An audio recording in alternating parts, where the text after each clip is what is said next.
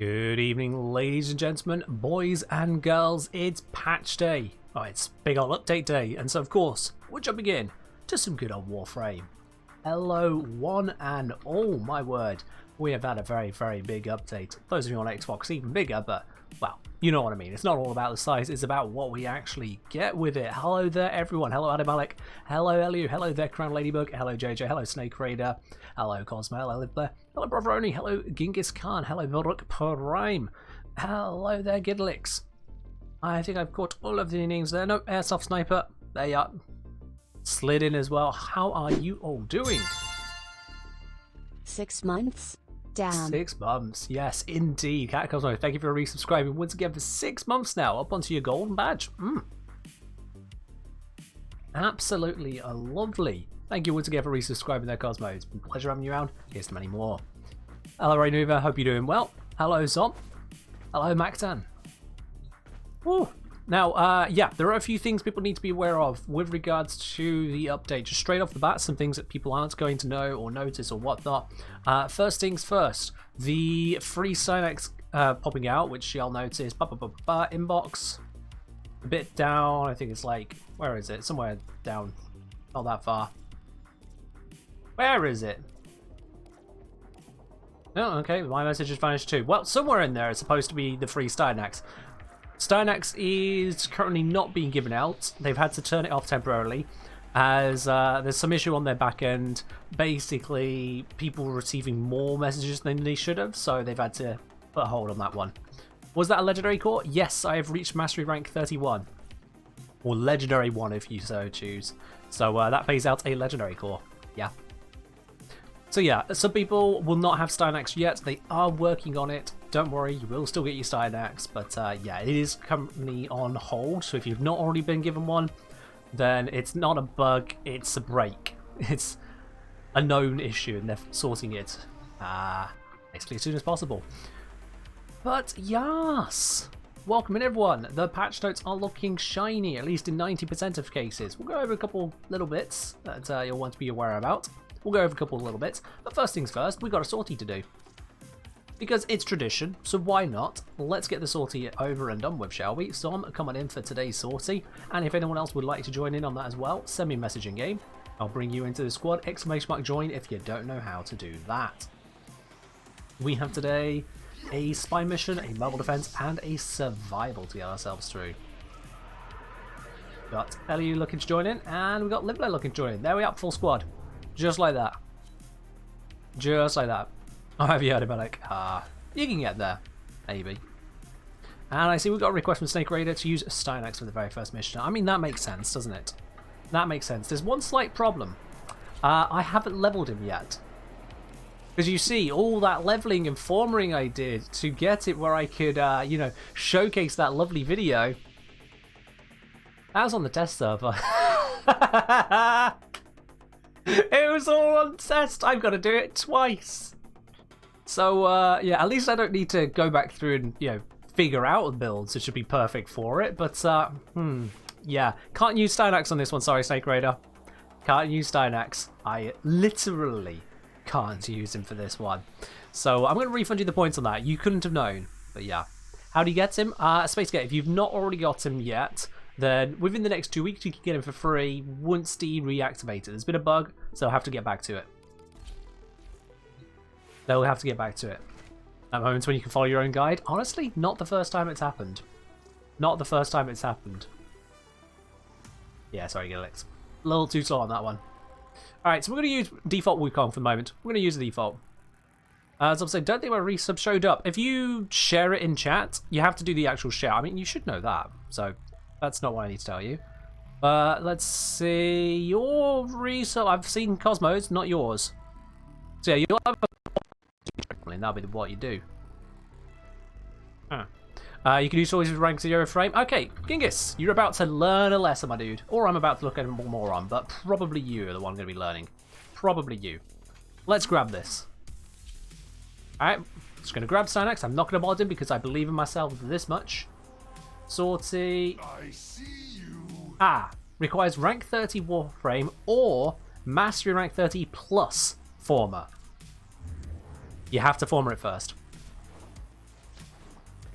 Yeah, nice idea on that one, but no bueno.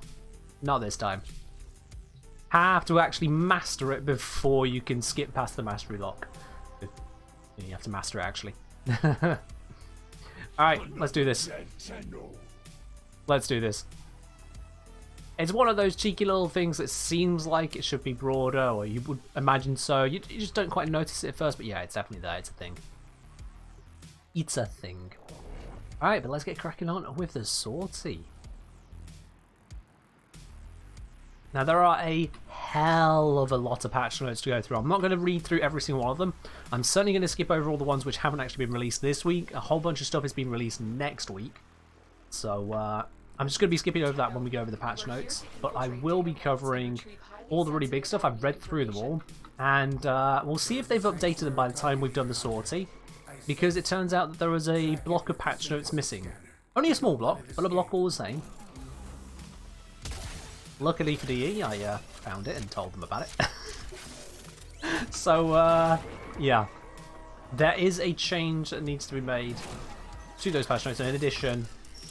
And we'll go over that as well as part of the whole patch note review. Also, as you can see, despite the fact that there has indeed been a Wukong Nerf, it's all focused on Celestial Twin. I can still just bypass spy missions like crazy. Elio is claiming B, so I'm going to head straight towards C and see if I can beat Liv.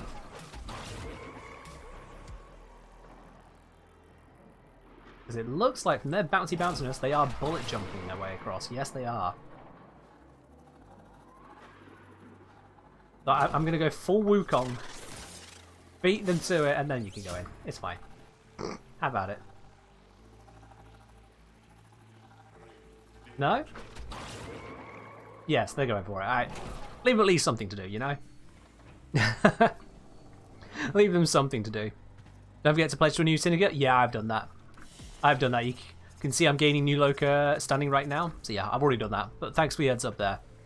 For everyone else who hasn't caught that, yes, you do need to be pledging to a main syndicate before you start cracking on with missions.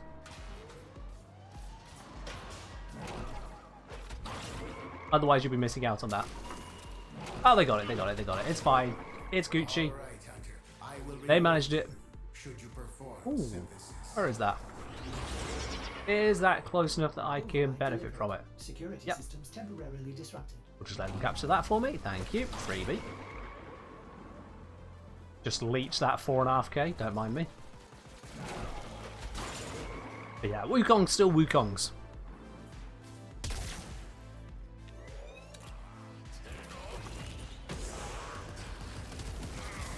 Cloudwalk's powerful, but it's not automating the game. It's not automating the game, no. It is a very dominating ability in the spy meta, but yeah, it's not automating the game. You're right there.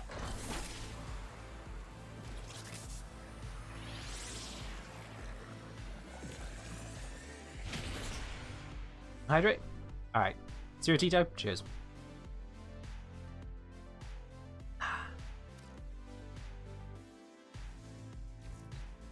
Alrighty, let's see what's the next mission on this sortie. We've got the mobile defense with enemy elemental enhancement. I'm going to mix it up with not Wukong. Let's switch on over to the new and improved Vault. And when I say new and improved, I mean this ability has been buffed, and this ability has been buffed, and this ability has been buffed. So that's a nice bunch of bits and pieces. This build, bit of an all-rounder, kind of works with a lot of bits and pieces all together, and that's what I'm happy to run with. Let's just roll with it. What kind of tea? Good old English breakfast. Nothing fancy, just good old English breakfast. Does the trick. Now this is elemental enhancements. My electric damage is actually going to be a lot weaker. In fact, all of my damage is going to be a lot weaker here. But it's fine. We'll handle it. We'll handle it. Now, be honest with me, chat. Have you all caught the video I put out at the same time the update dropped? Have you all watched the Stynex video? I mean, there's not a huge number of you here right now, and I know that at the peak, we had 460 people simultaneously watching that premiere. 460! simultaneous people watching that, which is absolutely amazing, by the way. Love it. This is a mobile defense mission. You must deliver payloads and defend a number You of haven't? No, locations not along yet. the Okay, well, look, this is just a sortie right now. As much as you guys might want to catch the details, it's just a sortie, and what's worse, it's a mobile defense sortie, so this one's going to take a moment. So, go watch the video. !latest, if you need an easy link to it. Go watch that video right now. Learn about what Stynex is capable of, because if you've seen other new frames come out, you've probably gone, oh yeah, well, we'll see how they go. Check it the hell out. Stynex is not messing around. I'll be showing you right now if it weren't for the fact that I need to rebuild the builds I built because of the test server. Go, how's he look? Are sorties hard? Can you solo them? Oh, you can absolutely solo them. However, if you've only just finished beating the star chart, or if you've only just unlocked sorties, you'll find them quite difficult, because there is a significant difference in difficulty between a sortie and a normal star chart mission. Significant. So if you are new to them, then yeah, they're going to be a bit more tough. But if you've got stuff that can handle arbitrations, definitely if you've got stuff that can handle steel path, then yeah, sortie's easy solo.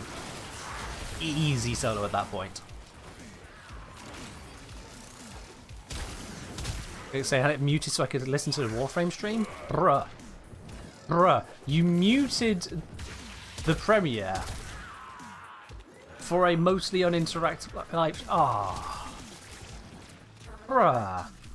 I feel you've cheated both me and you with that one. Get to a terminal and Yeah, look. prepare for enemy resistance. Oh, look at that. That Volt buff. Look at the speed. They basically made Volt speed 50% more effective, as well as lasting longer, which is absolutely bonkers. Does it say the speed buff I've got? Oops, I haven't shot it. Let me see. If I go to abilities, with this build I've got here, speed multiplier 2.72 times. We are nearly 3 times faster when I cast that ability. That's disgustingly good.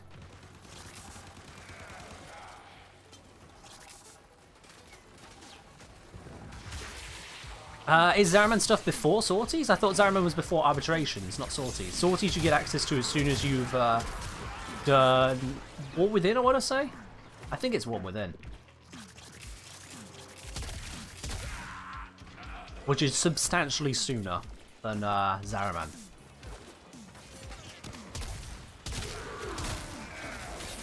War Within, yep, there we are. Thank you, Viv.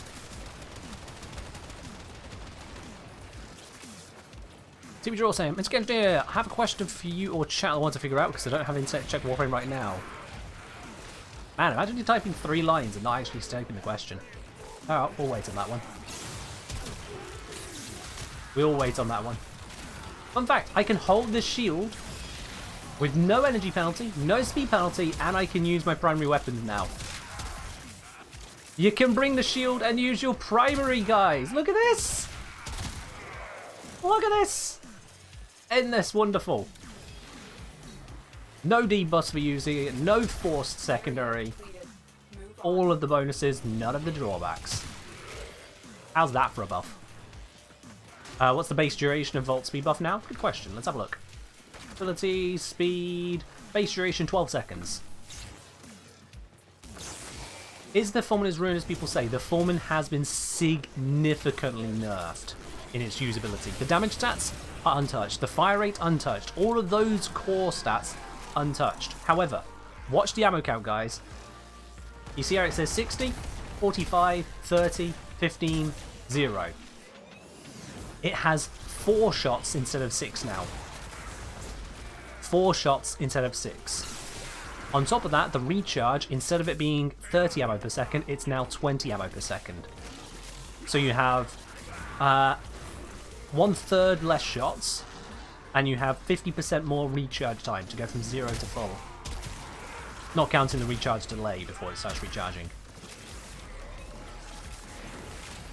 Oh yeah, you're very right there, Rainier. Yes, I can yeet people with the shield when it's charged, can't I? I go, bonk, bonk, bonk, bonk, bonk. That's so silly.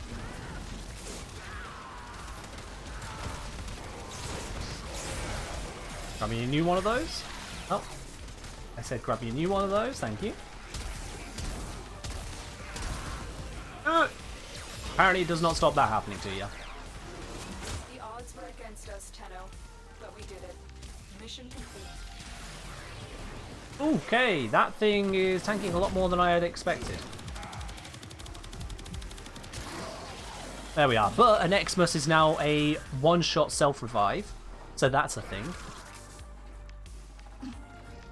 If you kill an Xmas unit whilst you're in last stand, or last grasp, whatever it's called, you fully revive straight away, rather than needing multiple enemies. That's the thing.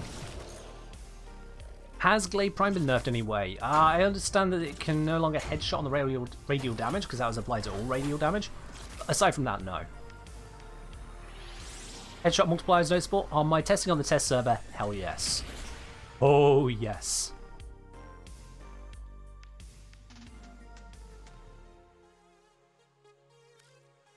CB Draw, I don't actually know on that. I didn't test the Stynex Noble animation on any of the Warframe. I just had it on Stynex himself for the video. So, no idea on that one, my dude, sorry. Does Glaive Prime need line of sight? That's not been in the patch notes. There's no line of sight addition to any AoE weapon in the patch notes, as far as I'm aware. Yeah, no information on that being added as a nerf. I've not witnessed any issue like it so far. Alright, we got shotgun only survival. Let's sort that one. May I elaborate on Glaive Prime? What's there to elaborate on, really? The heavy attack. Where is it? Yeah, the heavy attack here. It's got a radial damage. Not slam stuff. No, hang on. Here we are. Yeah, it's got the radial damage. It's got the range. It's got 0 fall off still. And there was no patch note about it not going through walls, so no change there. The only change is that radial damage doesn't headshot now. That's it. But if you were aiming for headshots with Glaive Prime, you were doing it wrong, quite frankly. How do you get the Archon mods? I'll be honest, not too sure on that. I'm actually pretty certain they've not been added to the game yet. I think they're next week. Yeah, pretty certain the Archon mods are next week. Got Excalibur changes yet? Bruh, come on! The stream's been up for 20 minutes, and most of that we've spent in 2 missions. What do you mean, have I tried the changes? Bruh. No, I haven't. Give me a second. But yeah, Excalibur has been changed. This is now pure slash and guaranteed slash procs. This is pure slash and not pure slash, but this is guaranteed slash procs and also hits more targets. This doesn't get turned off when you switch into operator mode. So those are cool bits and pieces. This target's better now. Well, let's give it a try. Let's give it a whirl. See what happens. And also let's bring out some different weaponry. Let's say, for example, the Kuvazar. Oh yeah, this should absolutely be fine to use. Now, no one's going to have any issues using the Kuvazar with its 5 ammo maximum. Oh, it says placeholder. They're going to have to fix that one. And it's ammo pickup, also saying placeholder. You get 1 ammo per pickup, and it's got 5 ammo max. This is just like with the Kuba Brammer now. Just like the Kuba Brammer. So that's a bit spicy. Unlike the Kuba Brammer, it has a magazine of 5, so you've got 1 reload. 1. Yeah, that's a spicy one right there. I mean, we can give it a play. Obviously, we can't give it a play right now. Is the Zara shotgun? No, it's a launcher. Now, I'm going to need to bring something else. They said they buffed the Incarnate mode of the Felarks, I'll be quite honest with you. They buffed up the base damage from 600 to 700 on the Incarnate mode, and that just feels like it missed the mark. But we'll give it a try. We'll give it a try. We'll see how that change feels. Why not? Let's give it a whirl. And as we get loading into this as well, guys, let's get the prediction up and running. What reward will we get from today's sortie? Is it going to be a NASA sculpture? Is it going to be a Riven mod? Is it going to be Endo? Or something entirely different? Who's to say? Well, you guys, use the blue spatter icon at the bottom of the chat window there. Get on the prediction, guys. Tell me what you think we're going to have. Hello, Relard. Hope you're doing well. Have we done the quest yet? No. We'll be doing the quest much later. We got sortie first, patch note second, quest third. Your I want to go over those patch notes because there is a lot to cover, and I would like you guys to not only see what needs covering, but also what it really means for everyone. There is a lot going on there. A hell of a lot going on. There is a sanctuary target here, Hunter. That was quite the dash. Oh, okay, that was some nice targeting. Don't let it escape. That was some very nice targeting there. That was grabbing onto those enemies throughout Korra's Strangledome quite nicely. Yeah. So you see how the targeting is working on that there. That does seem to be nicer than I remember. And you can break out of it early as well. So if I find like another group of if you jump, you break out of it. Like so. I'm just spamming jump to get out of it there, mid-cast. You're not locked into it for the entire duration if you don't want to keep going.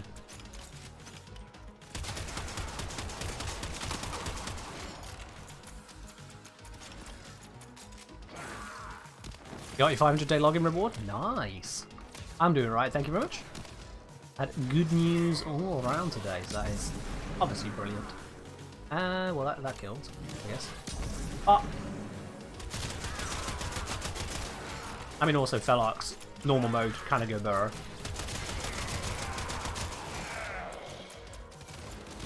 Hello!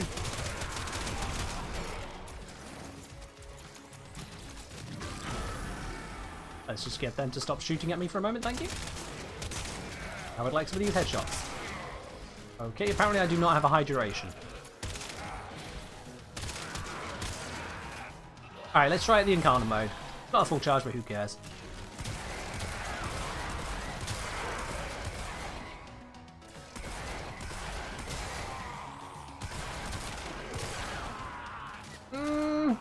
I mean, it's killing these guys, but you know, these guys are just... The level 83 is weak to radiation. It's kind of cheating, actually. I need to do a proper test on something like the Steel Path. See how I really feel about this change. But yeah, the Felark's Incarnate mode, it got buffed with a larger projectile, what they said, and the base damage went up from 600 to 700, which is a noticeable increase. I don't know if it is going to be enough. That's why it needs testing. I mean, the width of the projectile alone might rescue it. Why are you... Huh? Oh. Mind controlled. That makes sense. Either mind controlled or chaos, so it must have been mind controlled. Who has mind control though? We've got 2 pro tiers of Korra. Who the hell has got mind control? Huh? Oh, that's weird.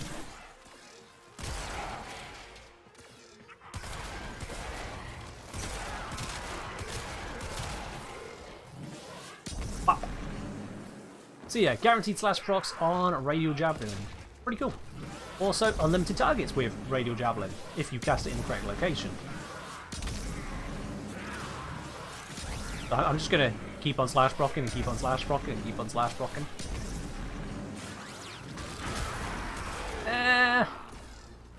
I don't know if that's really the all the rage I was hoping for, to be honest.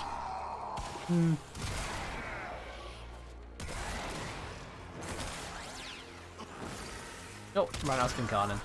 Let's recharge it.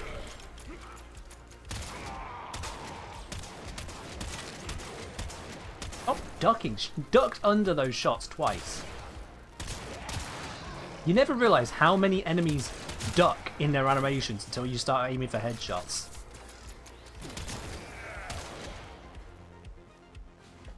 Never quite realise.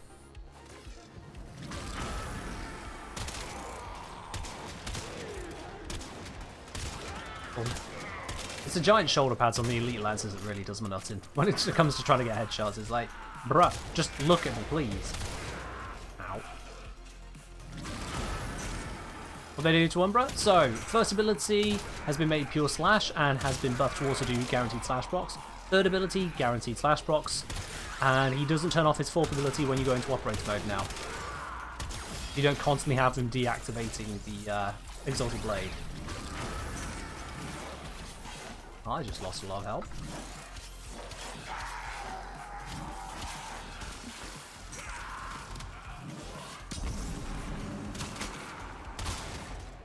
Alright, Incarna mode back.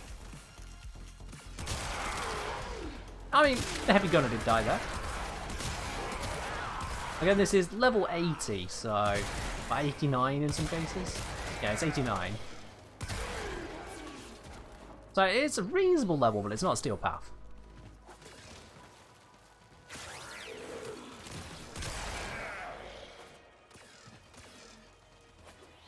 Number keeps his also play channel now? Yeah, I said that.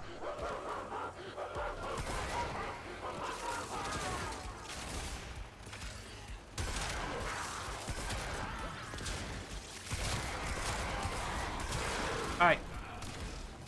Let's try the Operator Umbra combo now. Go on, Umbra, do your thing.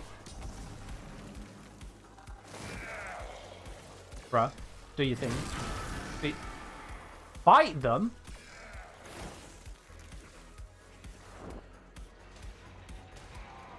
Okay. Goodbye. The gonna... Okay, he used a sword once to do a finisher. And if I deactivate that, and then switch to Operator again, he then starts shooting. So he doesn't know how to shoot. Right, yeah, okay. Nope, still don't like him. Still don't like him. Nope, not having it. Not having it.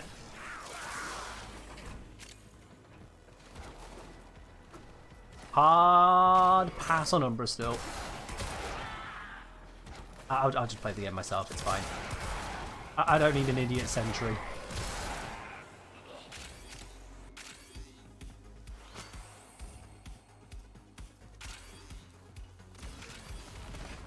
Hello Melody, how are you doing today? Oh, hello. In case you guys ain't noticed, there is a new sound for when you break through the Xma Safeguard, by the way. When you break that Overguard shield, you'll hear a sound effect. A powering down, like, shattering effect. Just confirms, yep, you got through it now. They are vulnerable like any normal enemy. At that point, go for it. Wreck their face.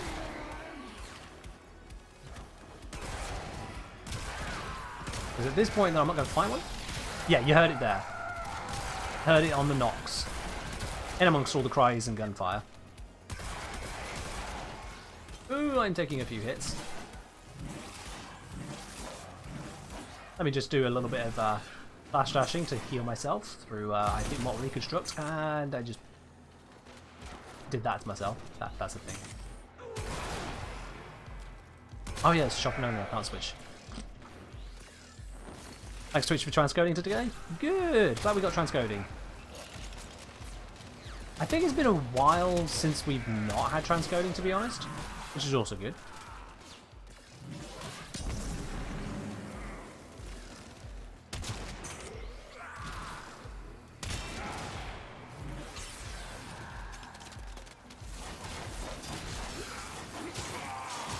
Let's just do a little bit of carving here, why not?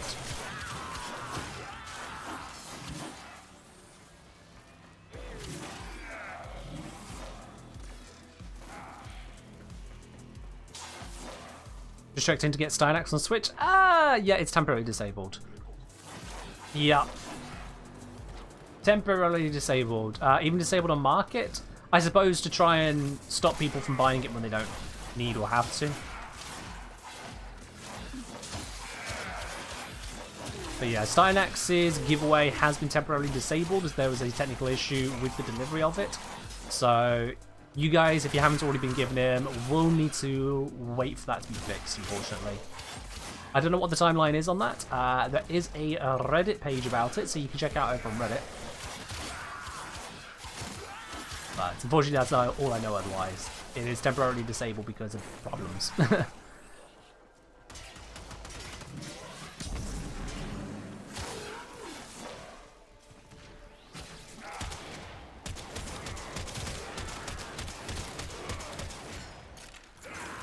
Reload all the shots, and...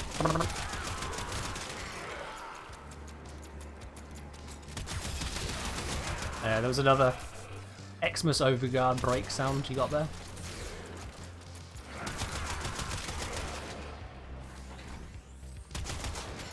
Let's dump that mag. So the fire rate.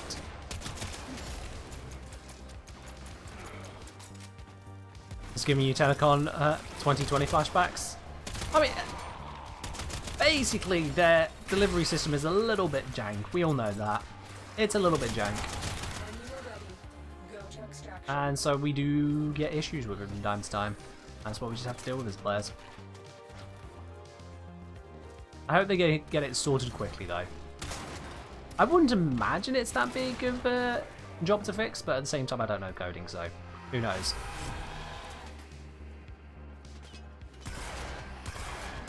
Stug is one of your first weapons for the Archon Hunt? Ooh. I can't even see what's shooting me here.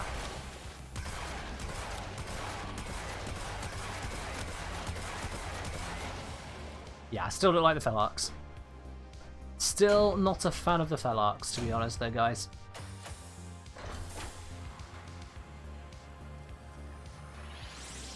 Alright, but that is the conclusion of that, and we got today a Former.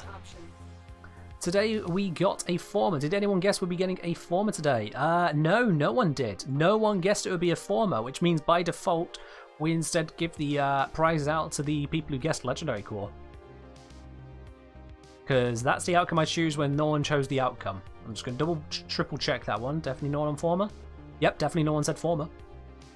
See, this is why you always gamble, guys. Even with 10 points on an empty slot there, you would have just made bank.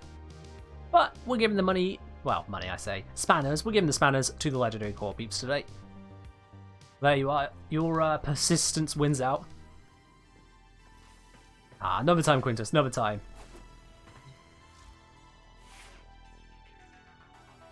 Is it the individual shell reload or the damage that ruins it for me? It's the Incarnate mode, which just feels blech. It just feels blech overall. I mean, look at this. Even with the change they've made to buff up the Incarnate mode damage, we've got normal mode 5900 damage, Incarnate mode 4600. They buffed up the damage and it's still lower than the non-Incarnate mode. It's like, okay. Okay. I'll do some testing with the projectile and see how it works on Steel Path at a later point, but right now I'm not feeling it. And we don't need something we're not feeling. Let's be quite honest, we don't need that. Did TE tone down allied AoE effects? They did for a couple weapons. We'll get to that. It is in the patch notes, which we're going to go over now, guys. Baby Kangaroo, cheers. Cheers on that there. Alright then, so, Zom, Elliot, Live there, thank you very much for joining in on the sortie today. Let's set ourselves out to a solo for a moment, just so we don't get whisked away to somewhere crazy. It's about time we had a look at the patch notes. Now, just a reminder, guys, that patch notes are, well, they're on a very bright forum, so if you prefer dark mode existence, if you are a hermit in a cave, prepare your eyes. This is as much warning as you're going to get. That your eyes could be assaulted. Let's have a look at the patch notes. Because there's a lot of them. Oh, yes, indeed. There is a lot of them. We're going to be working through the bigger parts of it. Some of the more obvious stuff, like, hey, there is a Veilbreaker quest. We don't need to dwell on those details. You guys know about that. You'll be seeing the quest here on stream once we've gone through the notes. So anything that is coming next week as well, like Kyle's Garrison, I'm just going to skip straight over that. We can have a look at that next week. There's no point looking at it right now. Gonna dip to dodge spoilers. There shouldn't be spoilers here until we do the quest. There's not spoilers in the patch notes. Because again, skipping past all the next week stuff. Next week. Next week. Next week. Next week. Next week. So yeah, skip past all of that. Let's get straight onto what is available, guys. The Foreman is a dark mode? Yeah, but I don't want the dark mode. So those of you who live in a cave can get used to the fact that the sun rises and screens have bright mode. Deal with it. Dark mode actually is more difficult for me to read on a lot of places. For some reason, I can handle it fine on Discord. I can handle it fine on Twitch. But in a lot of other places, it just doesn't work. So if you are complaining about the lack of dark mode, if you are looking at this and going, "Oh, my eyes, my precious eyes," turn your screen brightness down. You've got your settings wrong. Stop using your screen like it's a solar flare every time there is a white pixel somewhere on it. Use your screen correctly. Not my fault you can't see. It's yours. Alrighty then. Let's have a look at this. So, the weekly mission, the Archon Hunt. Upon completion of Veilbreaker, you'll unlock Archon Hunts, yada yada yada. We all are somewhat familiar with that side of things, just from what they've said. There are new Archon Hunts. Yeah, Discord was designed for dark mode, yeah, whereas forums a lot of the time weren't. It wasn't an invention then. Alright, with the Archon Hunts, one hunt is available each week, as opposed to sorties which are each day. In the Archon Hunt, enemies grow in strength for every extra player in the squad. Don't highlight everything, just that. So if you've got 3 people in the squad, the enemies are going to have plus 150% health and shields. So do be aware of that. If you do it in a group, it is going to be harder as well as easier, rather than just, oh, more people, cakewalk. So that is something to be aware of straight away. There are also some restrictions. Stop highlighting everything. There's no self-revive. Last gasp is just worse. The timer is reduced by a couple of seconds, and your bleed outs get shorter each time you go down. So going down is bad. Kind of bad. Further on that, restricted consumables, no summons. So no specters, no necromech, that kind of thing. And a cooldown increase on all of the pizzas, basically a 3-minute cooldown, which is 3 times what you got on Steel Path. So these are designed to force you to actually work with what you've got. You can't just rely on bonus lives, respawns, using energy pizzas, health pizzas to pick you up all the time. Your gear needs to work out the door, because otherwise you're in hot water. That's what this is. Similar to arbitrations, bonuses for certain warframes and weapons are applied for the duration of the Archon Hunt, and these bonuses are unique to you. Now, if I recall correctly, which we shall see here, yep, those bonuses, you get a strength buff and a health buff for the frame, and then 3 different weapons also get a damage buff. So it's quite a bit more than we've been used to with arbitrations. That lot has been improved, both for this and for arbitrations. They have a new enemy type. We'll just have to see that in action after the quest. And the Archons themselves are more difficult than they were during the new war quest. They're a bit more improved, so we've got more to deal with on that side. Hard mode challenge for people who sink lots of investment into equipment then. It is kind of a hard mode, yeah. This is meant to be quite high level, like you can see the mission here, 130 to 135. This isn't going to be a cakewalk. If you aren't at the Steel Path, this is going to be a struggle. And I think that's by design. I'd hope that's by design. Yeah, if you're at the stage where you can't solo a sortie, I would say these might actually be too difficult for you. Although, the extra health, extra strength, weapon bonuses, and, you know, you'll have allies around, could work out for you. It'll be a struggle for someone who struggles on the sorties. They give you an Archon Shard every time. The Archon Shard is determined by the type of Archon at the end, and each shard has the potential to be just better, 50% better. You also get a standard sortie reward alongside it. Do I think this might actually eclipse Steel Path for difficulty? Well, it's a 1 week thing, so we'll have to see how it actually turns out in that regard. Actually eclipsing Steel Path? I don't know.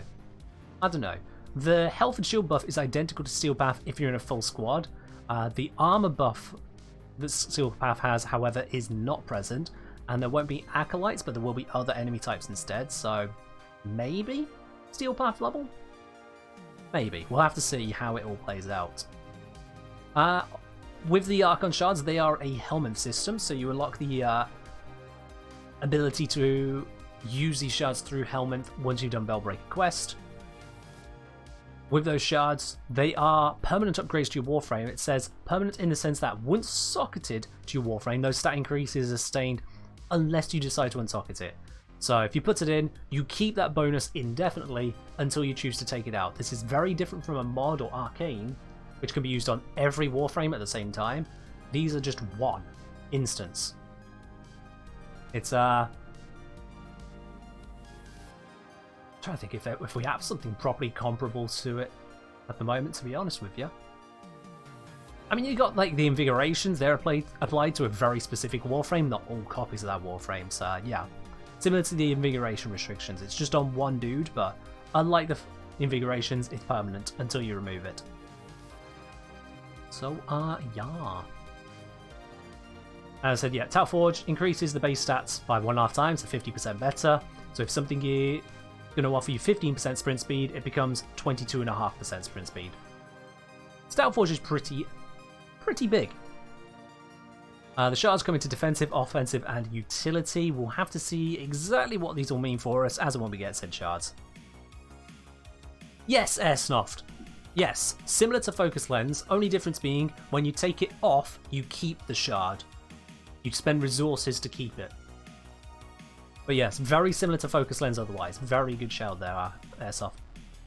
Yeah, we said you need to get the Archon segment, you pop it in, you choose which shard you're popping in, and then you choose the buff. So here we have the Amber one, and the Amber one shows it's got the options of plus 30% max energy filled on spawn, plus 100% effectiveness on health orbs, 50% effectiveness on energy orbs, plus 25% casting speed, or plus 15% particle velocity. So imagine if you had 4 of the Amber shards, or 3 of the Amber shards if they were Tau Forged. Do you need 3? Yeah, you need 3. You'd be able to get the same get like 100% casting speed buff, which is insane. That's going to be great for some frames. Obviously, some of these options don't matter. Like, for example, plus effectiveness on energy orbs. Lavos is going to laugh at that. Plus maximum energy field on spawn. Harrow's going to laugh at that. So, yeah. EV, they've had to disable that temporarily because there was an issue with the delivery of it. So, if you've not already got it, hold tight. There is a Reddit post that's been put up about it. They're getting it sorted, but there is an issue at the moment. Also, gotta love how with the shards, they've gone for Azure, Crimson, and Amber. Azure, Crimson, and Amber, rather than blue, red, yellow. So, yeah, this one is the not blue shard, this is the not red shard, and this is the not yellow shard. Gotta remember that. Not blue, not red, not yellow. Because I'm going to forget the names. I'm going to forget them. And you can see which shard you got installed down here. Yep, cool. Stynax. We're going to skip past the Stynax section entirely. We don't need to look at this. If you want to know about Stynax, !Stynax, I literally already have a guide for him over on the channel. It premiered earlier today, so screw this entire section. We don't need to look at it. Go check it out. Go check it out. No amber shaming? I ain't amber shaming. I'm shaming the fact that they're quite clearly red, blue, and yellow. The video already came up and recommended. Yeah, you and a few other people. Let me see here very quickly. Just my own interest. You and 16,000 other people. Yep. That's pretty nice.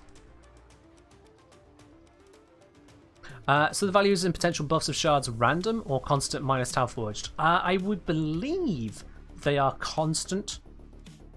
So all shards give the same options within their category. But I haven't got my hands on one yet to test it. But I think these are just going to be the options that you get with Amber. No, Evie, it's over 16,000. Besides, if your point was correct that it would have been 15,999 because I said you and 16,000 others. Come on, if you're going to be pedantic, at least be correct. Alrighty. Now, it's not just a new Warframe we've got. There is a new machete weapon, Slatra. That, I believe, is only going to be available next week. And likewise, the new thrown weapon, Aegret, not available until next week. So we're just going to skip over those. If you want to get hold of the weapons earlier, you can grab the Veilbreaker Warrior Pack. D, you've been very kind as to gift me one of those.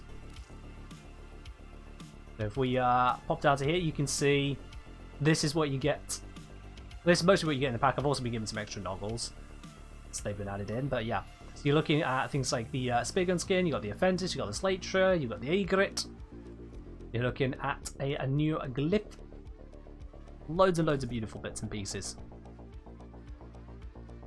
24-hour wait on the helmet segment unless you have 50 plat. Do I have 50 plat? Ooh, that's going to be tight to the line. I don't know if I can justify that at 50 platinum, I'll be quite honest with you. That might be breaking the bank on that one. Yeah, going to have to think hard on that choice. We'll get back to it. Now, yeah, so that's the bits and pieces we got there. Platinum, the machete, the spear gun, and skin, the thrown weapon, which is an explosive thrown weapon, kind of like the Kastanas, I understand. New ephemera, got a sigil, glyph, Boggart of Carl, and then a couple boosters, all in one pack. Is there a special way to get Archon mods, or is it a drop chance look in the hunt? The Archon mods, I'm pretty sure, are not out yet. Pretty sure. New Archon Warframe mods coming out next week. Yeah, next week. It's not here yet. Next week for the mod, sorry. Next week. Alright, oop, I've scrolled too far. What else have we got then? We have got new Void Shell collections. Stynax, Excalibur, Wukong Nova, Void Shells. So, you know what Void Shells are at this point. If you don't know what a Void Shell is, well, it's pretty self-explanatory. You can change the textures of the Warframe rather than just the colours. So, if you want ultra shiny shiny, you can do ultra shiny shiny. Go for it. So, I'm going to leave those ones there. It's cosmetics. And likewise, we've got the Protea Deluxe skin, so that's a new thing. Check it out if you want to check it out. Apparently they've even gone as far as to do some feather textures for the collar, so that's a thing. But I'm going to skip past that. You know me, Mr. Practical. We can leave those bits behind for now. It's all shiny shiny, but not my shiny shiny. Likewise, Technogen Round 22 Part 2. This is starting to sound like something straight out of the Valve textbook, not gonna lie. All the 2s, none of the 3s. And again, that gives you Octavia Vault, Wisp, Revenant. Check them out. Armor pieces, weapon skins, Lee-set skin, Technogen item fixes. Yep. Alright. Now, the word Foreman, you might notice, is highlighted in Prime Fulmination. We'll get to that. A little bit of a spoiler of news we need to talk about. We'll get to that. You can get the new Archon mods from transmuting. That shouldn't be possible, McCrumbles. That shouldn't be possible. I've got to check if that's happening. No, there's no way they let that slip through.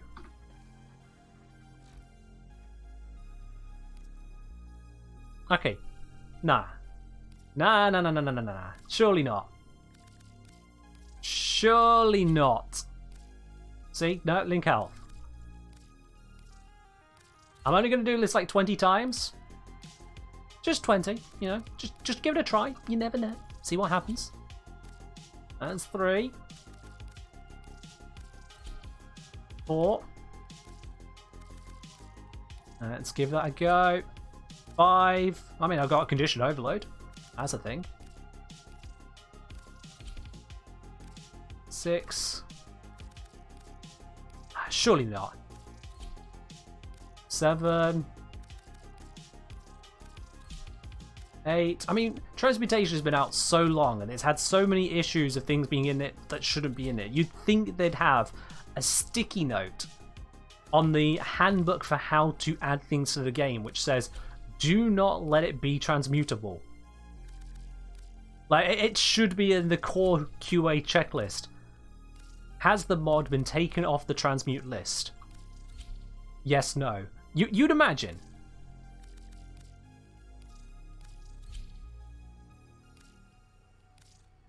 Nah, we won't need to do that, McCrumbles. We won't need to do that. We'll just do a few more of these, just on the off chance we manage to make magic happen right here, right now. Because you never know. That'll be quite interesting for a stream moment, but if it don't want to happen, it don't want to happen. I know that transmutation can be fickle. I literally did the math on it. You know. Liv just got one. Oh dear.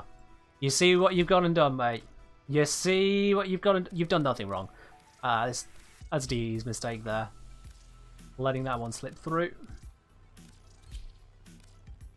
Looks like it's going to evade me though, isn't it? Yeah. I think I said 20 and I've gone well over that now. Alright, we'll leave it. We'll leave it. Didn't get one to happen, but Liv confirmed they got one as well, so yeah. LU's got one. Yep, there you are, guys. Well, you have fun with that.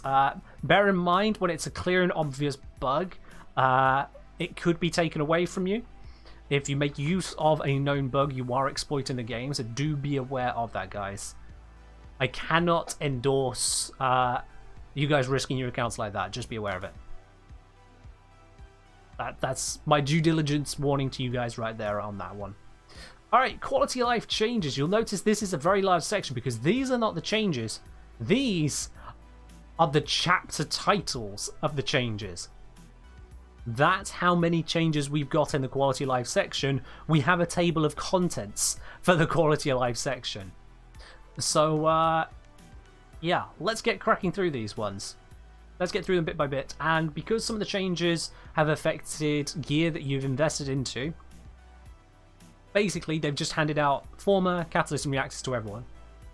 And if you have Prime Fulmination or Prime Firestorm, then you've also been given 20,000 Endo and 500,000 credits to say, look, we've nerfed this stuff, so here's some resources to let you invest into something else to make up for it.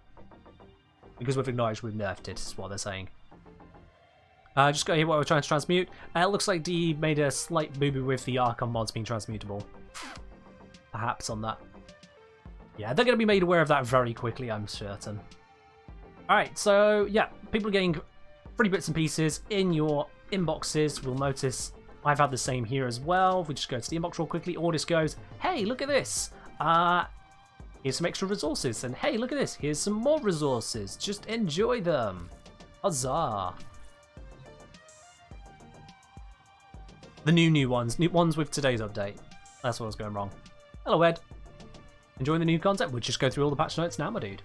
Alright, starter Warframe ability changes. This is a big set of stuff right here. So Slash Dash has been reworked, and it picks targets better. We've already seen that in action during the sortie. The way he was slashing between enemies on Korra's Strangledome was actually pretty damn effective there. It's a guaranteed slash status effect, 100% slash on the ability. It's a faster dash. Increased active targeting of extra units, so it's just more effective at targeting. You can jump out of it early. The animations are just quicker.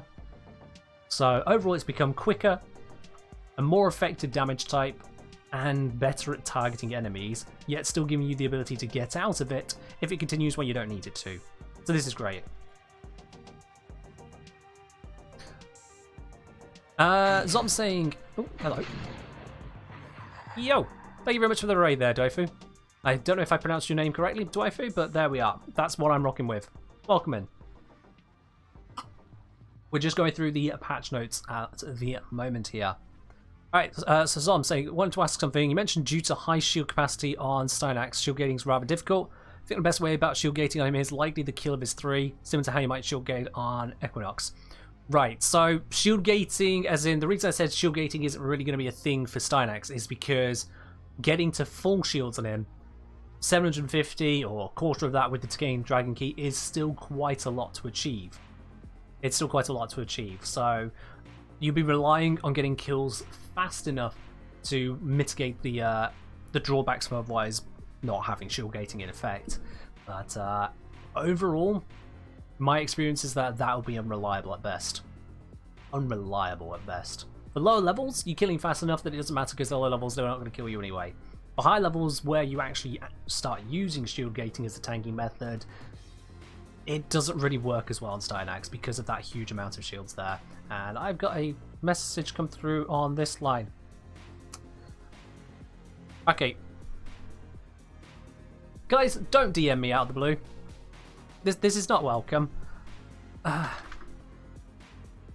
Please look to the Discord or to D's own stuff. I am not available to answer all your questions in DMs. I am streaming. Thanks. This is a person who has sent me 20 messages, near enough 20 messages in the last couple hours. Don't do that, chat. Do not be that person, because I will get less and less friendly until I block you and ban you from the Discord. Because if I feel the need to block you in DMs, I will ban you from my Discord. Don't be that person. And if you are that person here on stream right now, you've been told. Don't just keep DMing creators. I am not your personal Google. As much as I may have a lot of the answers, I am not your personal Google. Right, moving on from that. Other bits from Excalibur. Radial Javelin. They have removed the cap on enemies. So basically, it used to hit a limited number of enemies. Now, if an enemy is within range, it just hits them. Perfect. Guaranteed slash status effect, so all those hits are now just going to do yet more damage bypassing armor as well, because slash status is just redonkulously strong. And with the animation tweaks, it just visually looks better, supposedly. But yeah. So in fear from Chrono Clock? No. If you're not spamming me with DMs, if you're not asking questions which really should go to Google or to the wiki, or just do it yourself, you're fine. But if you come over to me in the DMs, like, where do I get this mod? Have you tried literally anything else aside from contacting a creator first? Bruh, come on now. That is really taking the mick. DM me whilst I'm streaming about an issue you're having with the game, which I can't do anything about because I'm a creator, not a dev. Discord says when I'm streaming. Anyway, I'm not going to keep complaining. So, yeah, with Excalibur, basically the biggest changes are putting slash status effects onto slash dash and radial javelin, and they've automated it where they are more effective. So this one is better at targeting enemies, and this one targets more enemies. So those are good buffs overall. Still not crazy, but good. Mag. Passive. Now this I want to check out. No longer requires you to bullet jump to pull pickups towards her. I need to switch the game right now to have a look at this. I need to switch and have a look at that. Do they quite literally mean she just now has passive fetch? Or passive vacuum? Is that literally what we have now? After all this time, is it now a thing? I mean, the passive hasn't been...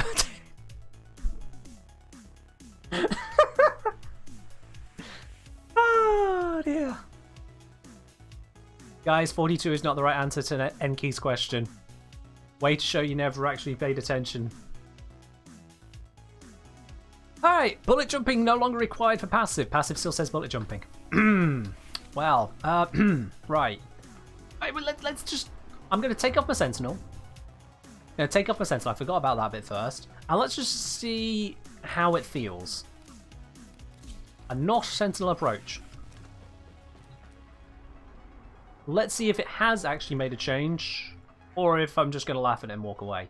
Let's just take some stupid low-level mission. Just very quickly, we're looking for the loot drops, not the enemies. Yeah, we've seen a couple placeholder markers, the passive needs updating. You know, they've got some tweaking and work to do, it seems. Leave no one standing. They've got some tweaking and work to do.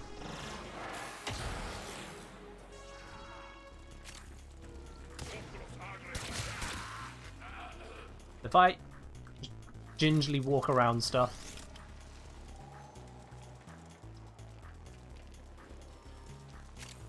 Okay, I mean, that wasn't that far, was it? It's do you need to jump to make it do stuff? I mean, that's probably not a pickup I need, actually.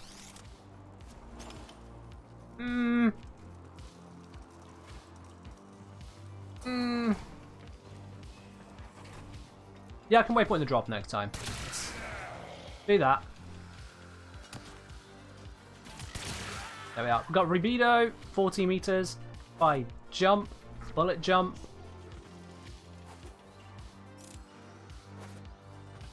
It's a very tiny range, isn't it? It's a very, very tiny range. Yeah, 5 meter range is 5 meter range, but I mean, it's, for an entire Warframe passive, it can't feel shit. So there we are.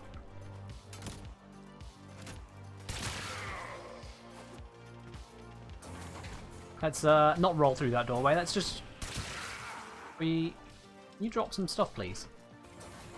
Still better than Rhino passive? True. Better than Mesa's passive, just a little bit bonus health. And we could still... Oh, I thought that would. Never mind. Yeah, nah. Alright, we're not going to keep going. We've seen enough there that it's bigger than the default range, which for a new player, that's kind of cool, but at the same time, it's a passive. It's gone from bad to barely noticeable. It's a change, but yeah, bad to barely noticeable. Nah. It's not crazy. Alright, pull. Now creates a mini vortex when casting. Excuse me, really trying to move. Now creates a mini vortex when casting, which gathers enemies in front of mag. So previously, if you pulled enemies, they'd just go shooting right past you. Now they actually clump up in front of you, which is great. That is definitely a positive there. I'd have greedy pull equipped. Ah, right, yeah. It's the augment for pulling in loot. Of course it is. Forgot about that. So that is a positive on that side there. And helmet, change mag's pull to have a diminished range when infused. So it gets half the range on... Stop playing with your stupid little Parazon. Oh yeah. Now has half the range when it is infused. Didn't realise that pull was being used that much that it needed a range nerf, but okay, sure, that's a thing. That is a thing. Alright, you take care, Waifu. Alright, magnetize. The shards from Polarized are now pulled into the bubble, including ones which are orbiting mag. Charge magnetize absorbs shards to increase its damage for each one, scales of strength. The angle of the protective cast is now bigger across all ranks. They've made it where the range for both explosion radius and bubble radius is just fixed. It doesn't go up with leveling your Warframe, it just starts off great. And likewise, the absorption multiplier is increased across all ranks, or is set to 2 times across all ranks, and then the effects have just been changed. So most of this here, we've got, seems like a damage buff there, an angle buff, the protective one, and then the radius buff for lower rank frames, which is cool.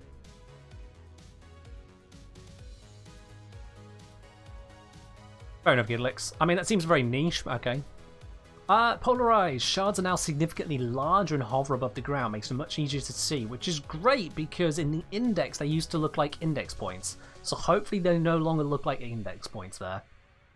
Shards within 3 meters of mag now orbit her, inflicting slash or puncture status effects to nearby enemies, and they've unified again the range and duration across all ranks. With Crush, the range is unified across all ranks, so it gets stronger at higher levels, but the range is already maxed out. Which is part of basically just making it easier for newer players to actually use their abilities. Newer players aren't ranking up their frames that quickly as Sanctuary Onslaught. That was a really weak click. Oh well. Alright then, Volt. The passive now generates electricity twice as fast, and the passive bonus damage will affect shock more effectively, so that is good. I thought they nerfed greedy pull to be line of sight only. I'm pretty sure they did, yeah. You didn't know the shards of visual models? There you do, Zom, yeah. They do have visual models. Shock has been made cheaper. It now costs 15 energy instead of 25. Now, this isn't the first time I think they've done an ability of 15 energy, but still it is nice to have that one a bit cheaper, considering it's not any exactly crazy ability. It just does damage and a little bit of electric procs. And the range has again been unified. Speed, wow. Did not see this coming overall. Speed buff from 50% base to 75% base, which means the ability is just 50% stronger. The duration is now 20% longer at max, and at minimum, it's nearly twice as long as what it used to be. Is the base unranked Warframe and the max Warframe values we got here. The reload speed buff has been increased as well, 17.5% to 25%, and the range is now equalized across all ranks, similar to early abilities we've been talking about. This is just buff. The whole thing's just been buffed, which I'll be honest, I really did not see that it needed it, but sure, yeah, I'm sure plenty of Volt players will take it. Chick Noodle, cheers.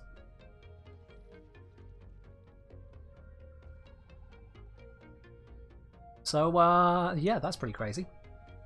These lot are great. Electric Shield, all changes specific to its carrying method. You no longer have a speed reduction. You no longer have an energy drain carrying it. You are no longer locked to your secondary. So you can still use your primary or melee, You have no energy drain telling you, don't use the shield that way. And you don't get slowed down. You just get to carry the shield now, which is great.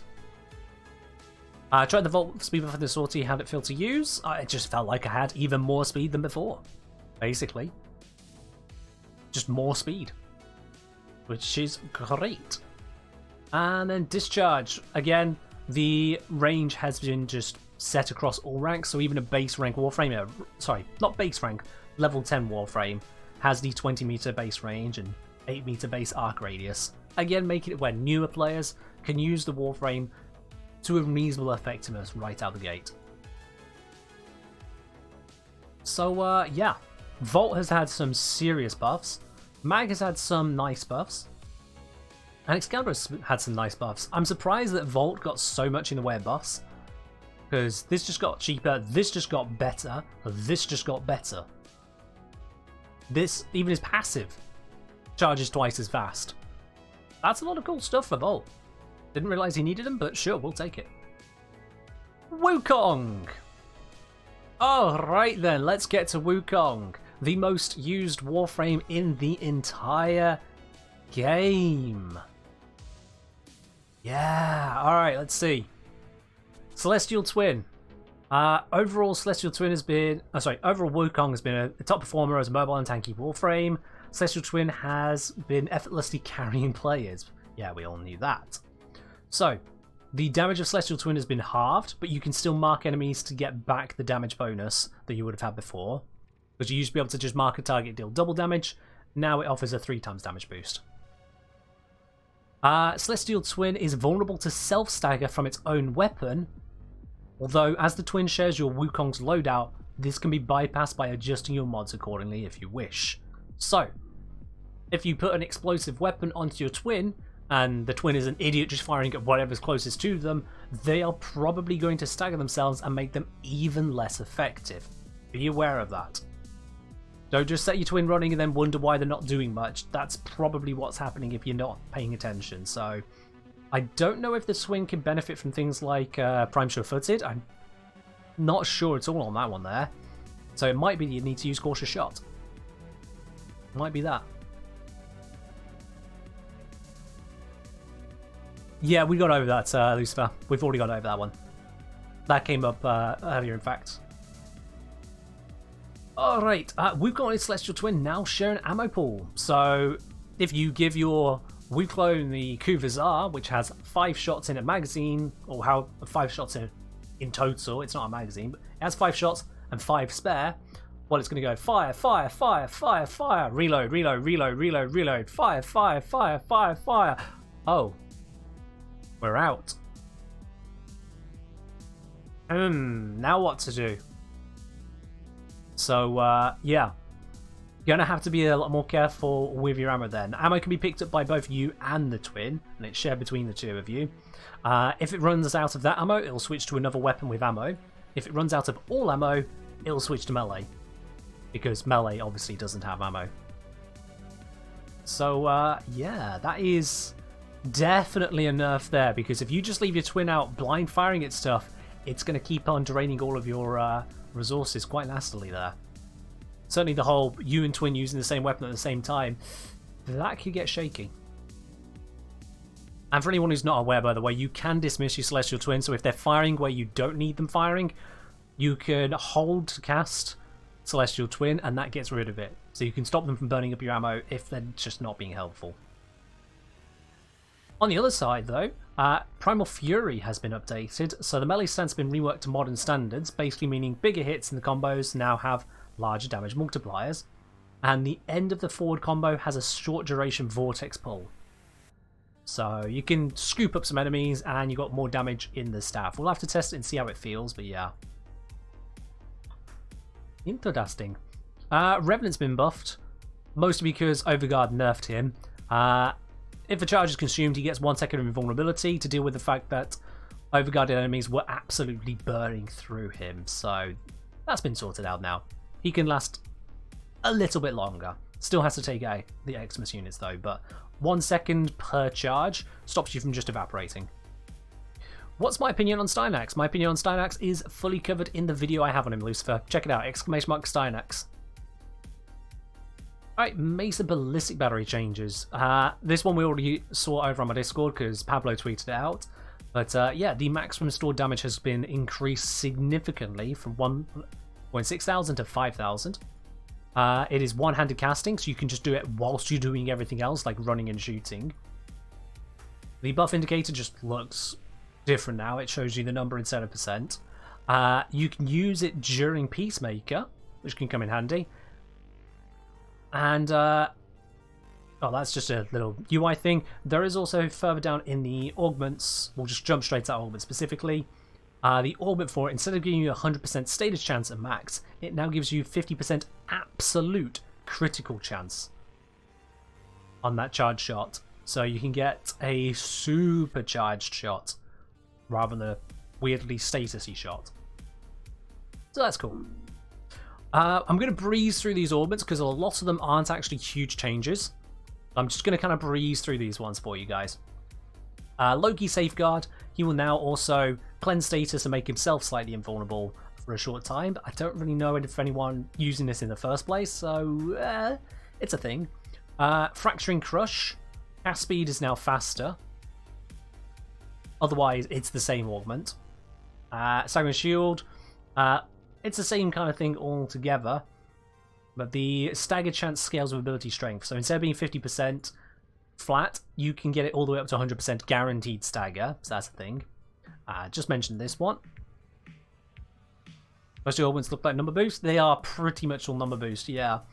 Necross Soul Survivor. This is actually a big one because now it doesn't drain all of your energy. It's just a normal ability cast. So you can revive a downed ally instantly for just basic energy cost rather than all of your energy. And on top of that, it gives them just a couple of seconds of invulnerability to let them stand up. So this is a big one. That is a huge improvement to Soul Survivor. It turns it from a use every now and then ability and hope you don't have to rely on it to, yeah, mate, here you go. Let's continue. Doesn't completely cut out the rest of your ability usage until you get more energy. That's good. This is just a stat buff more than anything. This one, remind me on that, has given it, yeah, chance to gain extra stack scales with power strength, and gives you a chance to get more than one stack if you're above 100%, but it's still just more stacks by strength. Necross is a healer. Necross is a reanimator, not a healer. Excuse me. This allows you to restore them with 30% of health for a single cast instantly. It's not a ideal heal because they're not at full health. They don't get the full invuln time and whatnot, but it allows you to do it instantly. So he's a better reanimator now. That's all that is, really. Let's see. Lava Burst. This now deals double damage and has slightly more range. Cool. Neutron Star deals double damage. It's heat instead of blast, and it targets out to double range. Cool. Number change. Nova's Antimatter Absorb. 2/3 more range. Cool. Pacifying Bolts. This is a nice one, actually. Creates an additional 3 bolts on cast. If I recall correctly, it was 3 bolts base anyway. I think it was... I need to check. I think it was 3, but I have to check. Nyx, ability, Psychic Bolts. No, I'm wrong, it's 6. So it's 50% more bolts. 50% more bolts when you're using that augment on top of what it already does. So it's above. Partition Mallet now has a higher range. So instead of 50% reduced range, it's 20% reduced range. That's cool. Blinding Reeve, gain some range. Reinforcing Stomp. Reinforcing Stomp actually will give you more Iron Skin. Rather than being 80 per enemy, it's 4% per enemy. So if you've got a strong Iron Skin, it's even better. And likewise, Piercing Roar, it'll give, instead of 1 puncture status, it'll give them 10 puncture statuses. And it gives you increased roll range. This augment is a lot better overall now. Because 1 puncture status basically didn't matter. 10 puncture, okay, now the enemies are actually doing noticeably less damage. So those two are actually kind of cool for Rhino. And lastly, with Oberon, you've got Hallowed Reckoning. The range is a little bit higher. Scales of ability range. and the enemy damage increased a bit, and you can increase the range yet further with the action ability. It's all stat buffs pretty much. With a little bit of tweaking to what it scales off, it's pretty much all stat buffs on that one. Right, so I've skipped through the augments there because there's not a huge lot to talk about on that one. The biggest ones really come down to Rhinos,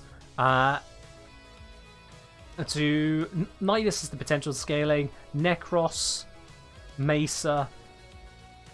That's pretty much it. Magkinder if you use that one, but those are pretty much the big ones. The rest of them, they're numbers, but nothing groundbreaking to really think about. Armor changes. Now they say armor changes, it's armor removal changes, and I hinted at this in the latest video, the one about Stynax. I think I just shook my entire desk. Basically, as it says here in bold, all armor stripping Warframe abilities now apply to the total armor value. And I did check. I checked this over on the test server whilst I was testing out Stynax and his abilities.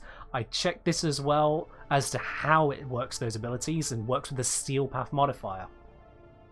Basically, all armor strip abilities that are percentage based will strip based on the total or maximum armor the enemy should have, even if they have the Seal Path bonus. So if it says it removes 50% of armor, it does remove 50% of their armor. If you do that twice, then it removes all of the armor. Not 50%, then 50% again. Not 50% of the Steel Path bonus, and you have to do it 4 more times to get all the way down, as Oberon used to be. Gone. All armor at that point. Do we have to redo all that testing with the Spectre again? So that's also why I've not done a Spectre video yet, Brother Oni, because I caught wind of this coming and went, right, that changes how Spectres work. We'll have to get back to that. I will have to redo some testing. At least I know what was going wrong with Caliban now. I'm going to check up with DE, see if they have any news on my report on that one, because I didn't get pinged about it, so I'll see if they've got any info for me. But yeah, armor strips have been made stronger, just straight up stronger. They are now additive instead of multiplicative. When it comes to removal, additive is better. When it comes to increases, multiplicative is better. So this is a buff.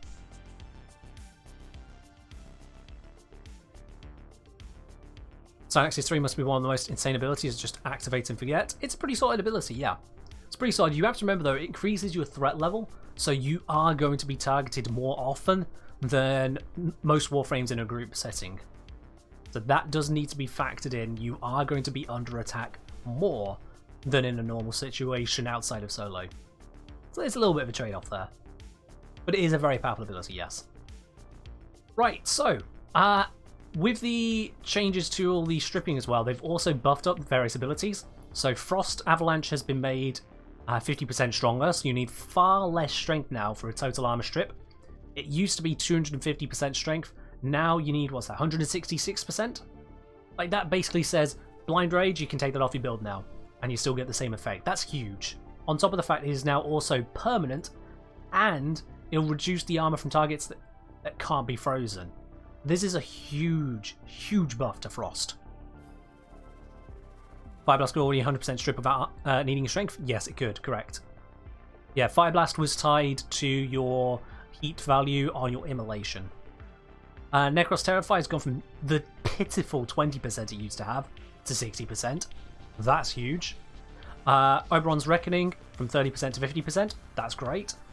Sonic Fracture, no buff in the value, but the armor reduction is now permanent. The value was already very high.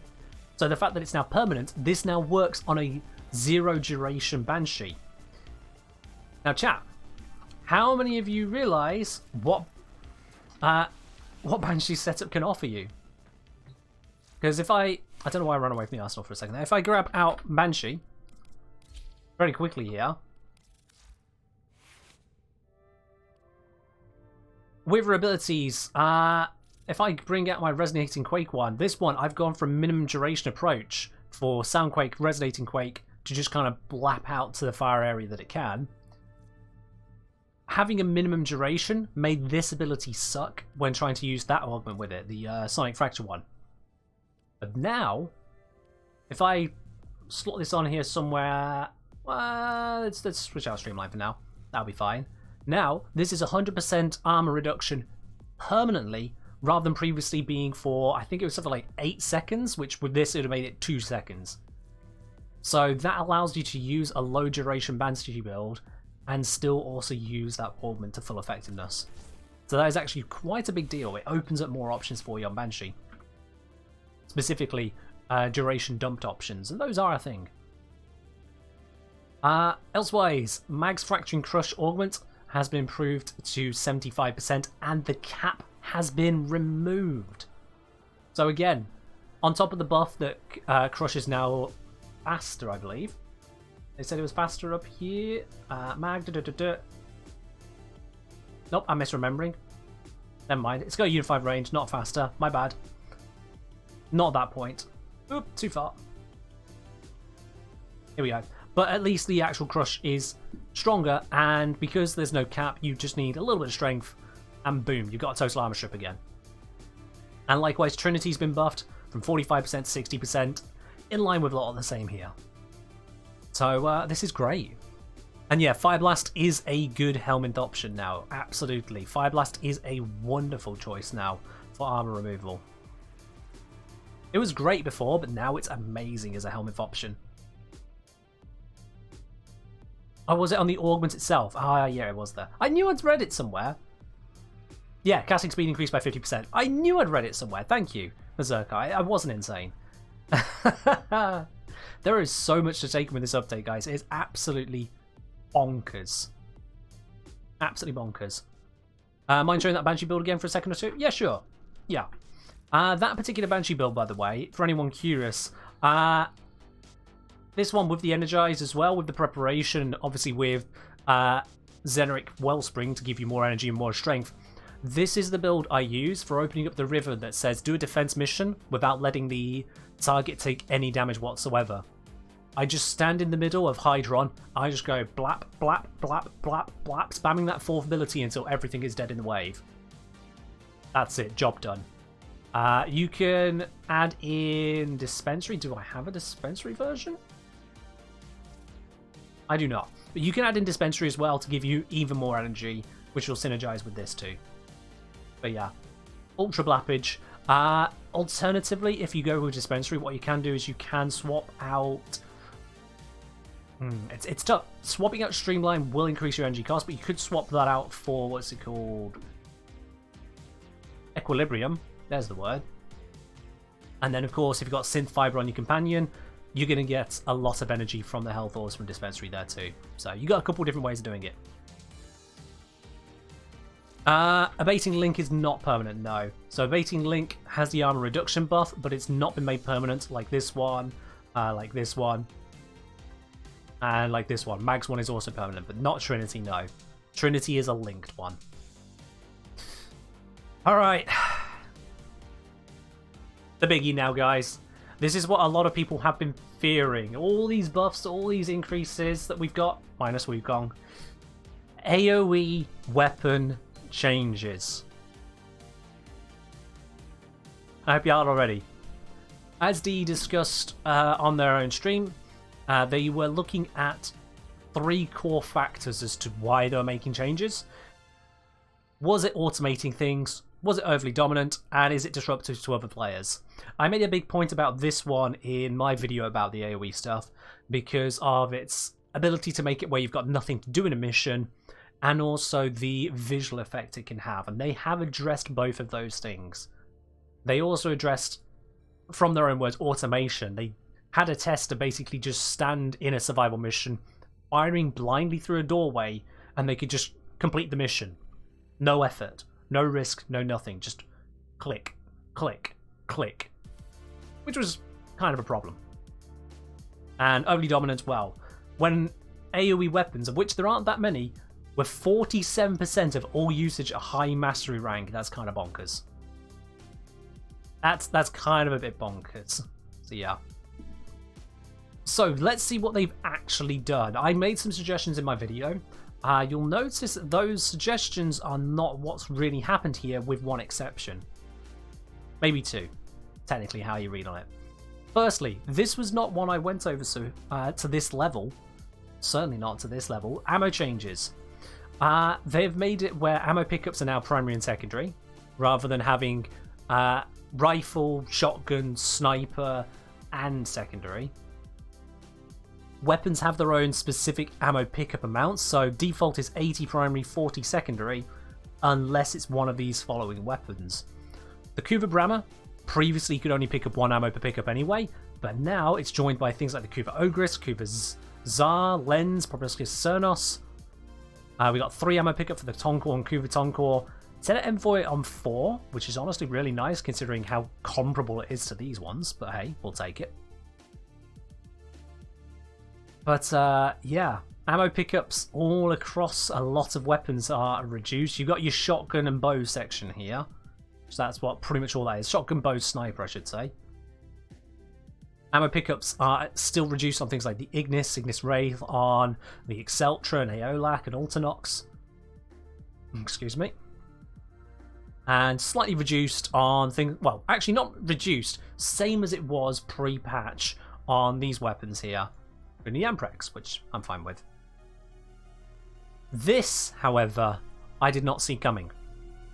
This is a huge change. The Basmu, Bubonico, Flux Rifle, Foreman and Shadow have all had their recharge rates slashed. And I don't mean slash procs. The Shadow has gone from 28 ammo per second to 3.5 ammo per second. Ooh, damn! Is that a reduction? Basmu, 42 down to 10.5, 4 times slower. Bubonico, twice as slow. Flux Rifle, nearly twice as slow. And the Foreman, it's reduced. Reduced rate means it takes 50% longer to fully recharge even the Foreman, which is you feel it. You honestly do feel it. Now I just want to scroll here, see if it's been added or if I need to bring it up from notes. Did they add it at the bottom? Really quickly, guys, because this is relevant, and I brought it up with the just before the stream. Nope, not there. Okay, cool. Let me just scroll back to that, and I'll explain what I picked up from this as well. So, I reached out to D because I noticed something with my Foreman was not quite right, and it turns out that there was a missing patch note. So I'll read it out for you guys. It's going to be added later, but this is already in the game. There are further weapon changes to Foreman, Bubonico, and Tenet Tetra. For the Foreman, the ammo requirement per projectile has been increased from 10 to 15. I showed this during the sortie. So the Foreman, rather than having 6 shots and then recharge in 3 seconds, it now has 4 shots and recharge in 4 seconds. Because you've got the 1 second delay and then 2 second recharge, which is now 1 second delay, 3 second recharge. So the Foreman has been nerfed even harder than it shows here. I don't actually know why these weapons have been so heavily nerfed, but they have. You sure elsewhere in the notes? Oh, has it been added in now? Because it wasn't there before. Talscape. I didn't see it in here, I didn't see it at the bottom. If they've added it in somewhere, good, because I told them they missed it. I found it and said, look, is this missing? So yeah, They checked and said, oh yeah, no, we missed that. Likewise, the Bubonico has also been affected by this. The Bubonico alt-fire ammo has been increased from 3 required to 9. So where it used to cost 3 ammo to fire the alt-fire, it's now 9, which is a significant increase in the cost there. And the Tenet Tetra, alt-fire no longer a toggle and doesn't require a full mag to fire. Instead, for the Tenet Tetra, the total damage is based on the ammo in the mag when you fire it. I hope that makes sense to anyone who's looking at using a Tenet Tetra. You don't switch mode to fire the alt fire, you just fire it, and the damage is scaled by how much ammo you've got left. Which makes the Tenet Tetra easier to use, but the Foreman, the Bubonico, this whole section here has been hit. And you know what? I'd actually say that maybe the Foreman deserves it. It's right above the ammo changes heading.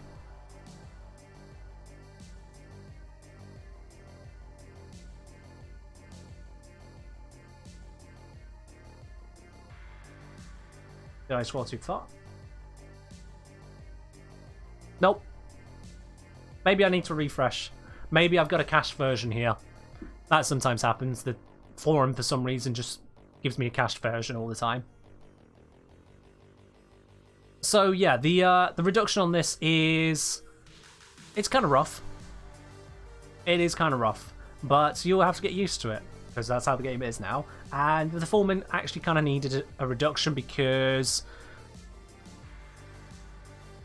Let's face it, the Foreman was a very, very strong weapon for a very long time. It's still very strong for the non-radial weapons. What's the point if you have no ammo at all after 6 tactical shots? I'm not sure who you're referring to or asking there, Commanders. Probably referring to a weapon we're not talking about right now, but fair enough. Alrighty. And likewise with the secondaries, others which have been affected with the amount of ammo pickup, so they increased it to 40, but these ones have all been unchanged. They stayed at 20, and things like the Icarius, Kuvasiya, they pick up less. They have been brought down. And you see the Angstrom right the way down. Many weapons have had their maximum ammo capacity adjusted. You'll notice... oh boy! Kuvazar from 15 ammo max to 5. Ogress 30 down to 7. Tonkor 60 down to 11. Ooh, boy, that stings. Tenet Envoy 24 down to 16. Not as bad, but still pretty spicy. And then Epitaph down 60 to 40. It's not the end of the world. Gaze Secondary down from 400 to 200. Stings a bit, but should be okay. Vermisplice down from 226 to 90. Yikes, but should handle. Spore Lacer Primary 130 down to 60. Should handle. Tombfinger Primary. Youch. Vermislicer Primary. Youch. These ones are the ones which are going to get a lot of people screaming. These ones are going to get a lot of people screaming, and I'll be honest, I didn't see this coming. I didn't see this coming. DE made this clear, though, in their stream ahead of time about this. Because they made a point as to saying they were addressing the dominance of the weapons, they were addressing the automation of the weapons, they were addressing the effect on other players' ability to play the game. What they didn't want to do is make the weapons weaker. They expressly said this themselves, or explicitly said this themselves, that's a better word. But they wanted AoE weapons to still feel big and powerful and absolutely rocking groups of enemies.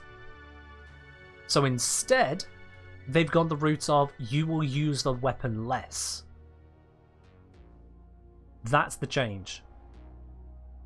Legacy, I think you're ascribing to the word primary a little bit more weight than it deserves. Primary as in goes into first slot. Not primary as in should only be your core weapon ever. What they've done is they've changed it to this can be your bigger weapon and your secondary slot is your smaller weapon. Which is kind of how it always was, really. That's a rekindled focus there. It's the big weapon and the small weapon, but they want you to switch between. If you want the big boomy weapon, okay, be careful with your shots though. You're not going to have enough to do the mission with just your big boomy weapon. So yeah. Epitaph Nerf, shocking was considering it's used mainly as a primer. I mean, it could be partly because of that. If you're using the Epitaph to charge shots and take out targets, then the ammo drop is basically not going to affect you. But as a primer, people are just going bap, bap, bap, bap, bap, bap, spam.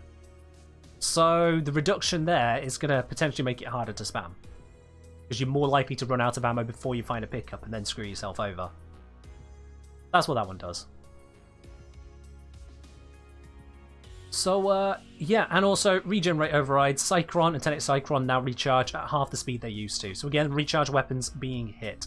I do notice there's no note about the kit gun secondaries. I do notice there's nothing about that. Hold on, let me discharge this weapon somewhere and give a quick feel of it. I love the new emotes as well, Space Clear, absolutely. They are beautiful new emotes, I love them. In case anyone's wondering, we've got the spinny drone right there, and as a extra special emote, this one is very VIP to be using, we've got the golden drone as well. Those two drones named after those who are infested by Orbiter with so many damn drones. This butchered you Rhino? I don't see how Rhino got butchered, but okay. Let's see, if I drain the battery on this, let me just give that a quick bzzz. What's the recharge like? I don't think that changed at all, no. Alright, well, kit gun recharges are doing just fine for now. Let's not bring any attention to that, shall we? Because I love my laser beam. Let's not get that hurt. Alright then, cool. Iron Skin does nothing? Right, Fuchsia, either you've got a bug or I have no idea what you're talking about. One of the two. I have no idea otherwise what you're talking about. Alrighty, ammo drops have been adjusted so that if you are... It used to be... Now they say here... Yeah, it used to be solo, you get 70% drops from enemies or 80% from open world enemies for ammo. That has been reduced now to 45 and 60. It's lower values in larger squads, which is how it's always been. Smaller squads getting... Is that how it's always been? Actually, wait, no, I'm misreading. It used to drop this way, now they drop less frequently, with smaller squads getting more drops, so bigger squads getting less drops. I don't know if this was the rate then for big groups, like... If that was the rate for big groups, this would be a huge drop in the ammo available. I don't know. We'll need some clarity on that, and the only way we're probably going to get clarity on that is to just play it and see how it feels. But yeah, ammo drops are less frequent, but the ammo drops are split 2 ways rather than 4 ways, so it should work out in the end. No idea on that, Gidlix. No idea. I'll wait for them to explain. Everyone's saying, I was going to ask if there are any buffs, but I see at the bottom. Yeah, there have been buffs all over the place. This is the first time we've gotten to any real nerfs aside from Wukong. The rest is just straight buffs. Like, hell load of good buffs. Alright, Xmas units now have a guaranteed drop of primary or secondary ammo, in addition to base enemy ammo drops. So, Xmas units are going to drop more ammo. And on top of that, they also drop more Riven slivers. So, Riven slivers... For regular Xmas is now up to 2%, for Steel Path it's also up to 2%, but from a higher starting point. Emerald Tornado, it's been temporarily disabled. There is a bug or issue on DE's side, so they've had to disable the giveaway for now. It will be back. Don't worry about it. Try out other stuff in the update. You'll be able to get Stynax later. But there's an issue at the moment. Just for now. Yeah, this is nice. So we're getting more ammo from those guys, but most importantly, more Riven slivers. That's great.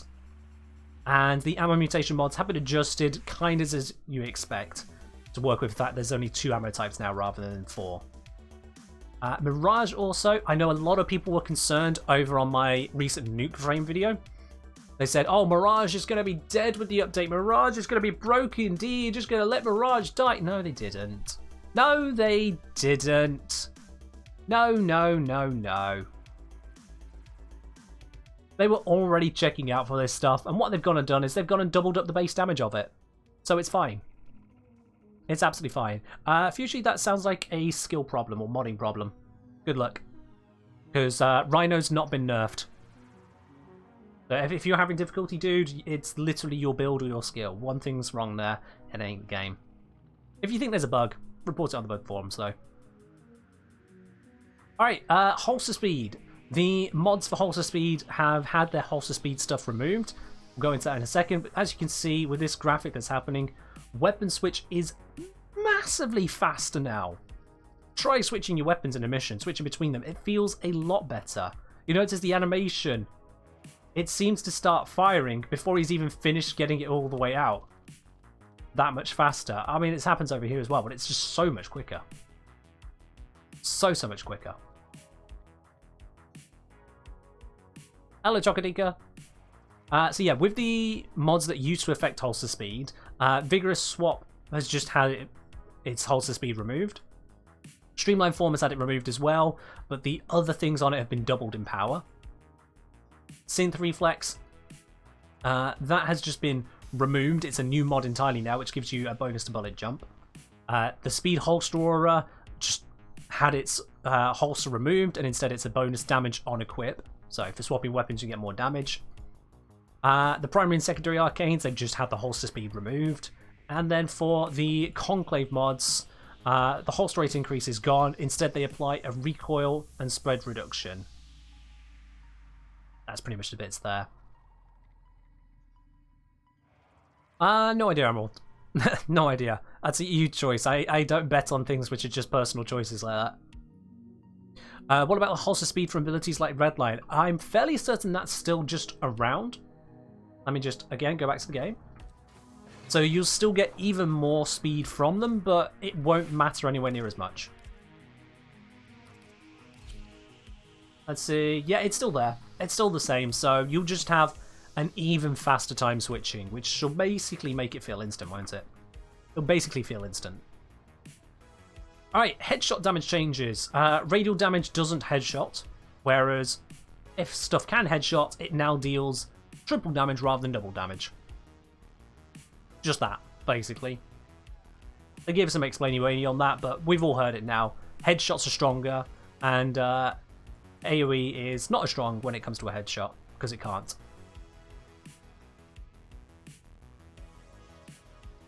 Okie dokie. It's basically the same, but extension Epitaph is now 4.5 multiplier. It might be additive to only give you... What would it be? Let's see. What was your Sevagoth bonus before? You're saying a 50% boost from Sevagoth's signature and secondary deadhead. I don't know on that. The 1-1. The Archon mods don't exist yet. They've not been added into the game. They're being added next week. Except for a bug which we won't talk about. Alright, mod rebalancing. Mods Prime Firestorm and Prime Fulmination. As I called out in the video, their 66% increase was absolutely bonkers. This has been reduced down to 44%. So they have been made less crazy. They have been made less crazy, which is good. I mean, it is a straight nerf to Prime mods. I'm sure a lot of people are going to be unhappy with that, but this kind of needed to happen. It was ridiculous just how much range this was giving. And likewise, Amalgam Furex body count, you know, the Furex Wraith that got its disposition nerfed, as I mentioned in the AoE video, well, that's not going to happen again because now AoE users aren't going to use this weapon. And instead is a fire rate for secondary weapons now rather than the blast radius bonus. So if you use secondary weapons a lot, the Furex might have just become your new best friend. That can just give you more fire rate now. In light of the changes, they've also buffed up the basic reach mod, so prime reach is no longer as significant, and tactical bump got a buff. These are cool bits. That's really nice for people who can't afford the prime. Honestly, that's really nice. For people who can't get the prime, that's nice for people who want to use secondaries and don't want to be using launchers for everything. And this is a well-deserved nerf to that prime mods, because they were definitely overtuned. Massively overtuned.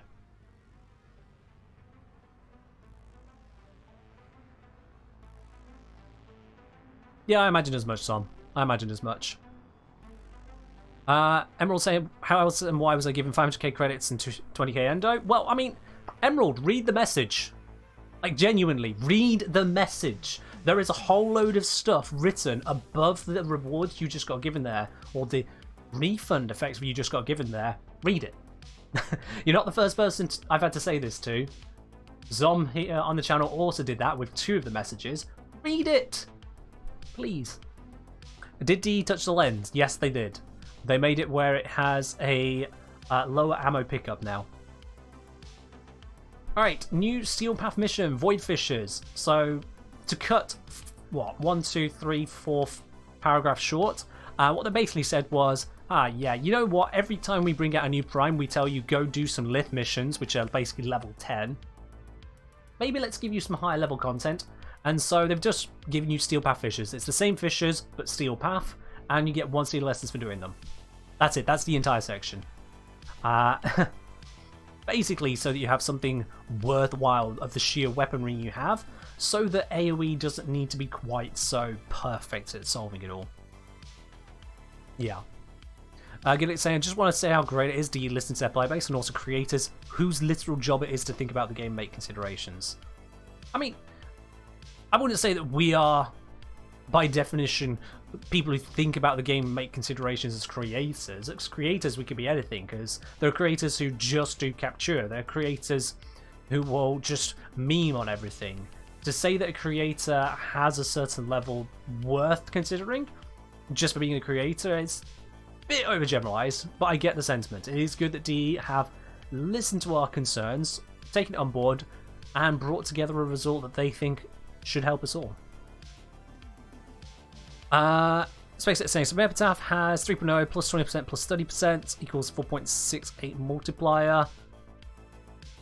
Well, 3.0 plus 50% would be 4.5, so you've done something wrong there. Oh. DE News. Never mind. I was hoping it was the Stynex fix, it's not. Yeah, we'd have to double check on the math on that one there, Space Cadet, it's a thing. But yeah, Steel Path relics now give you an essence every time, which is cool. Spear gun changes. This one I'm going to gloss over because most people just kind of don't look at them, but yeah. Basically, when you throw it, you can now... You still have your spear gun. So you just naturally reload, and then you've got your spear gun to fire with whilst the spear gun is also deployed. You don't lose your spear gun. And likewise, you don't have to charge it up to throw it, you just throw it. So spear guns just feel nicer to use. How do you get Archon mods? People have been getting them already through a glitch. That's how, Rooksoon. It's a glitch. Given that it's not supposed to be like that, I'm just not going to go over that one any further. We did show it earlier, but yeah. I'm not going to go over it any further. Right, Syndicate Pledging. Just to really wrap that one up really quickly, because we got a load of pages all on one thing. This screen you are granted with when you go to the Syndicate panel. You don't need a sigil anymore. You just choose who you are supporting. No more sigils! Or rather, you have the sigils if you want the decoration. You don't have to put them on your frame anymore. Just choose your pledge, job done. Sigils be gone. That's it. And that is a huge change. We've been waiting for this basically since syndicates were a thing. So this is good. This is definitely good. How are you supposed to get them? I presume you mean how you're supposed to get the Archon mods. Currently, wait till next week. If you see someone with them earlier, they've been achieved through a bug. If you make use of that, you are technically exploiting the game. It's on you what happens next if you do that. It is entirely on you what happens next if you do that. And someone would like to switch over to some EDM. Let's do that real quickly. There you go, Agent Not So Lazy. EDM coming on up. Hawkwalk saying, tested with the Kuba Brahma, see how it feels now. Looks like they added line of sight checks. Oh, that's going to be easy to test. That's going to be easy to test. I'm going to start with something which is even easier to test with Tenet Envoy. Let's see what happens. If we head on down... Oh, I didn't mean Railjack. Feck off. We head on down to Simulacrum. We go to Cephalon's Maris. Let's go test this out real quick. Hawkwalk, are you 100% certain? When you say it feels like, you say, well, I checked in verifiable circumstances, and yeah, despite the fact he didn't say they were doing line of sight, I feel line of sight is real? Or is it just a gut instinct that you feel like it should be doing more? What am I looking at here? If I go over here... I mean, that's hitting through. Ooh, that might just kill them. Whoops. Oopsie. Alright.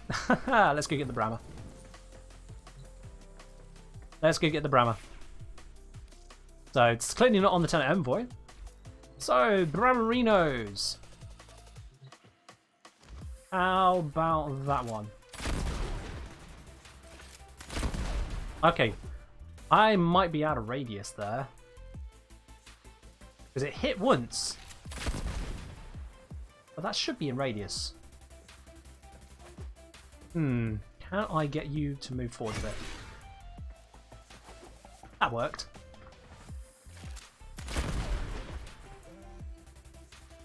No, that's still hitting through. So, did they nerf the radius on this or something? Radial attack, 11.95? No, that shouldn't be a problem whatsoever. What's going on here?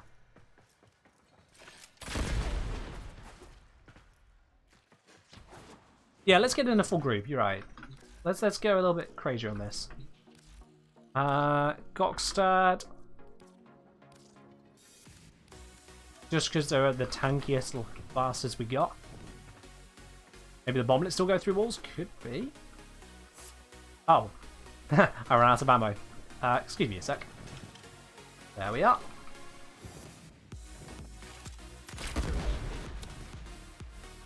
Okay, so we've got an idea as to the effective range there. That circle, pretty much.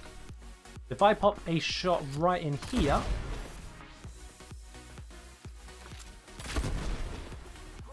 No, that definitely doesn't seem to be doing it, does it?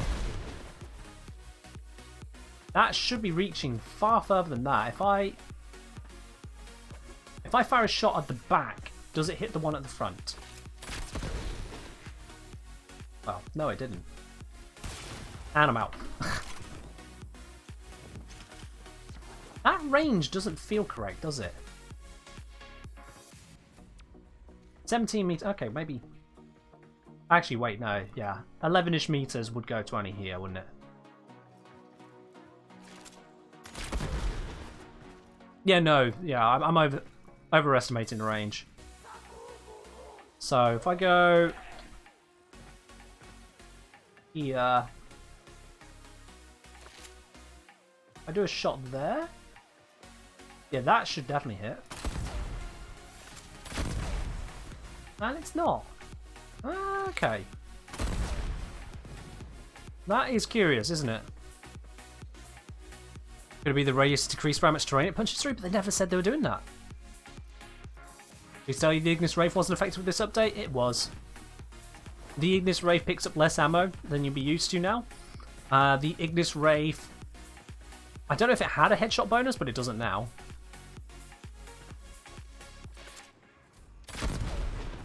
No, that should be getting through that, shouldn't it? Oh, out of ammo again. Rammer problems. But it gets through that wall. Huh. That is very inconclusive.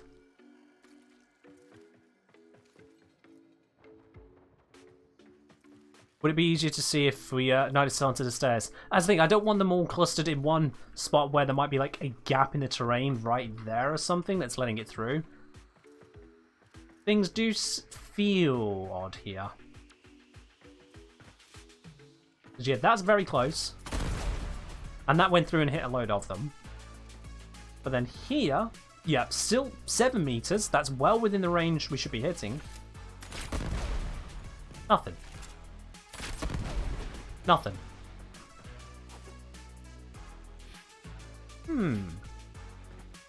That is... Okay, yeah, Hawk. You're definitely onto something there. I don't know what you're onto. That is weird. Because it's going through here, and this is solid, but it was going through. But it wasn't going through here. Yeah, might be a cluster bomb thing, might be a terrain thing. Something's weird there. Something is very, very, very, very weird.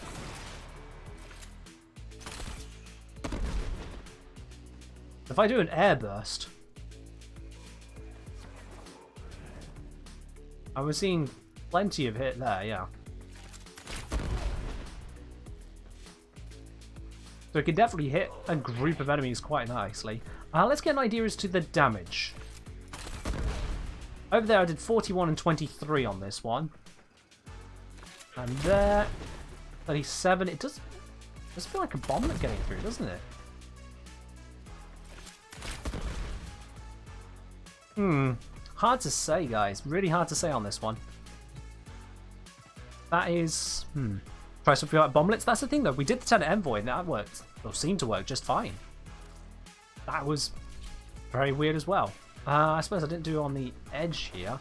Let me just check. The radius on the Envoy is... With this now, 11.52. That should be fine. We got the mark distance there. Yep, that's well less than that. I mean, that's fine. Yeah, look at that. That absolutely carved straight through. So yeah, the Kuga Brahma does seem to have an issue.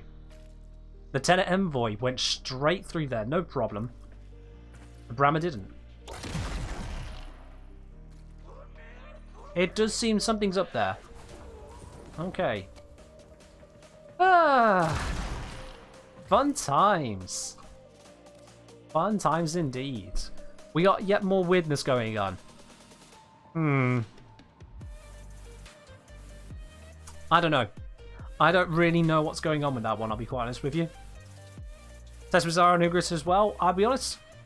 Don't really want to right now, because we haven't even gone through all the patch notes and I've still got to do the quest. So we'll get to bug checking later. I mean, we've already demonstrated, look, there is something funky going on with at least one weapon they need looking at. But we're not going to go through all of them right now. Alright then, Rivens, in case you didn't catch it, basically Rivens now, when you get them, are stackable, so they don't take up a Riven slot. You'll get, say, a Zor Riven or a Kitkin Riven just as before, but it won't show you what challenge is on the Riven. It'll just be a blank Riven until you put it onto an appropriate weapon. So this means that no longer will you need to buy Riven slots just to do a sortie. That's basically what this is. Great for inventory management. It adds an extra step, but that step is just, I want this Riven to take up a slot now so I can use it. That's it. Which is, honestly, an obvious change, but one that just needs doing on a code end, and it's good they did. Last Gasp has been reworked. The meter starts at 0% instead of 50, but there's no initial drain, and so that allows you to start trying to get some kills rather than the moment you spawn, you just watch it drop down. On top of that, each kill now fills the meter by 1/3, or an Xmas kill instantly fills the meter. So if you are knocked into bleed out in your Warframe, you switch to operator mode to try and revive yourself. If you go for an Xmas unit and you take them out, you instantly revive. That's it, just one Xmas unit, bam, you're back in the game. So that is definitely help. You can hold transference input to return to your down Warframe. Okay, cool, that's a thing, I guess. UI has been updated to communicate these changes. Yes, it has. So yeah, pretty much that. That's the main change there. This may be a new question, but how do you get that simulacrum? As others have said, yeah, it's an event. You can't get it at the moment, unfortunately. Solar Rail Junction changes. This is not going to matter to like the vast majority of everyone here. But basically, they've got a little bit of an intro showing about the Spectre as you go in. In fact, let's have a look at that.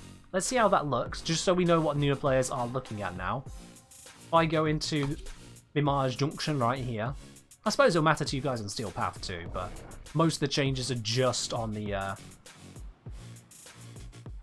star chart levels. So it shows you who you're up against. Look at that. And then it gives them the boss bar for health. But yeah, they're still Spectres. That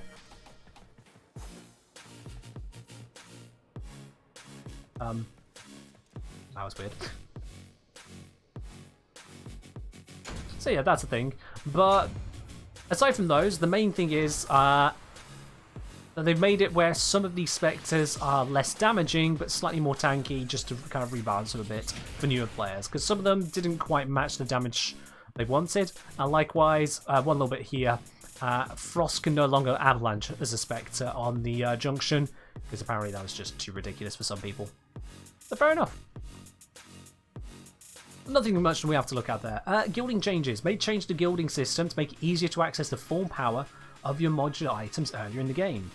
So, basically, what's it here? Yeah, basically, ungilded weapons have their full stats available on ranking up to level 30. Gilding your modular weapon now only serves the purpose of allowing you to earn mastery and unlock customization.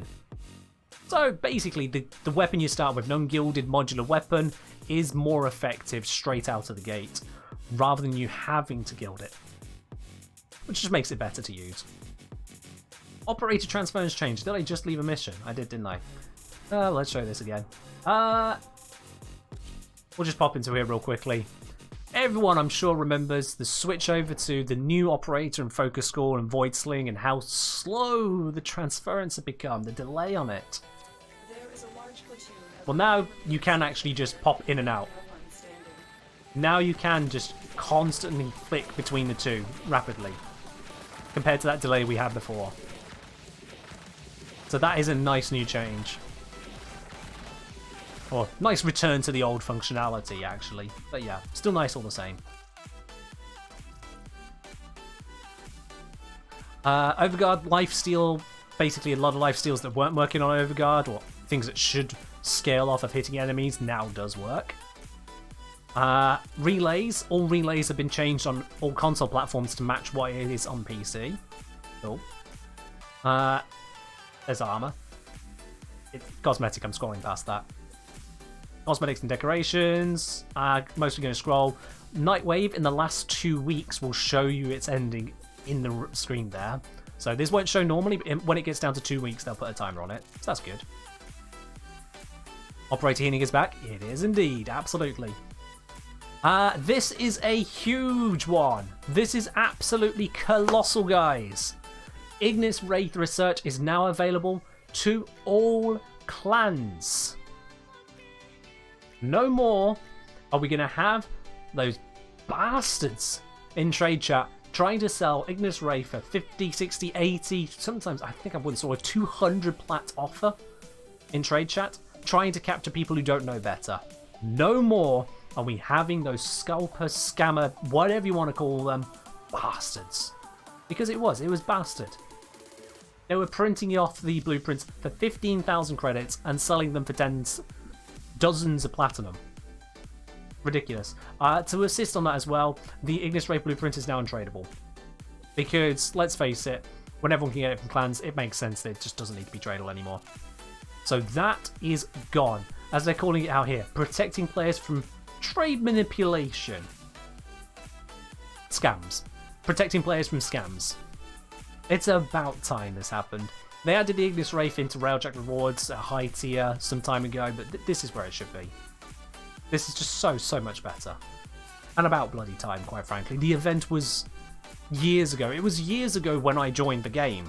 It's that long ago. Okay, maybe not that far ago. Well, actually, no, maybe. Because it's 5 years ago now, 2017. Kind of ridiculous how far back it's been. So yeah.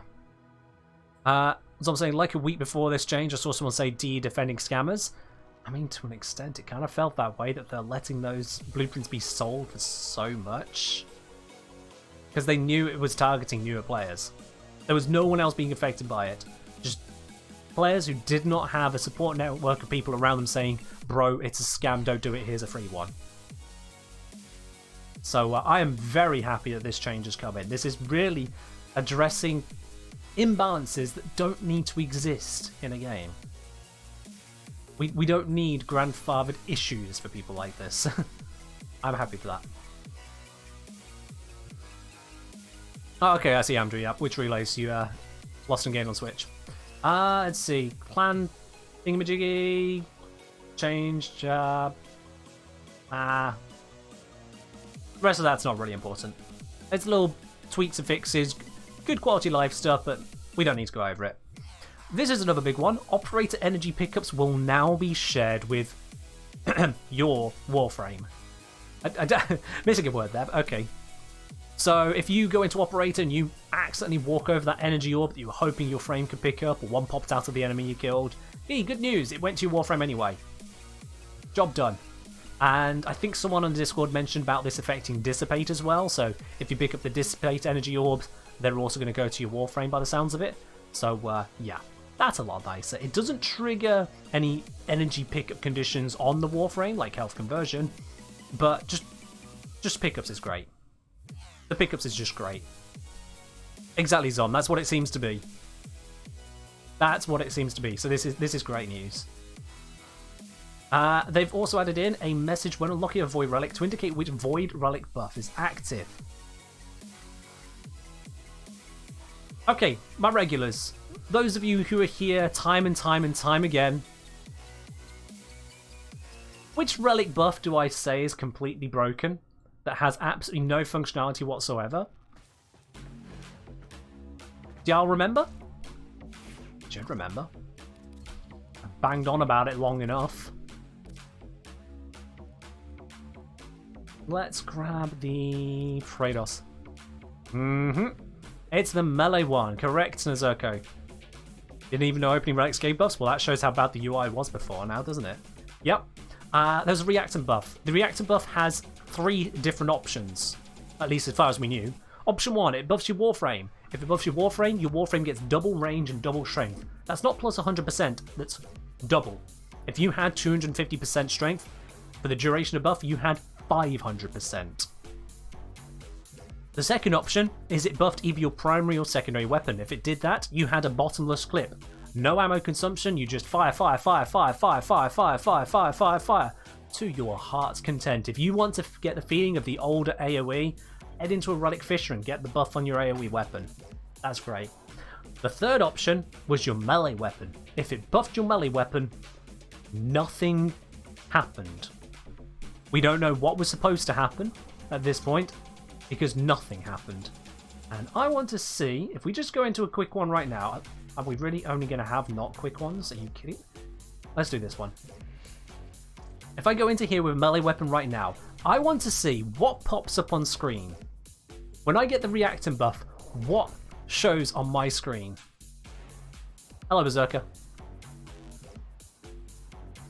You assume the buffs reset when you choose a relic item? It's not that, no, it's on a time. You get 30 seconds Lith, 60 Miso, 90 seconds Neo, 120 on Axie. So it's a timed buff.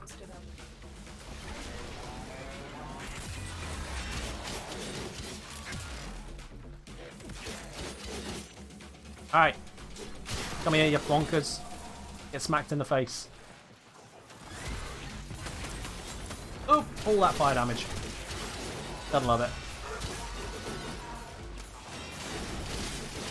Come on, give me reactant. Give me some guys who are being corrupted so we can test this.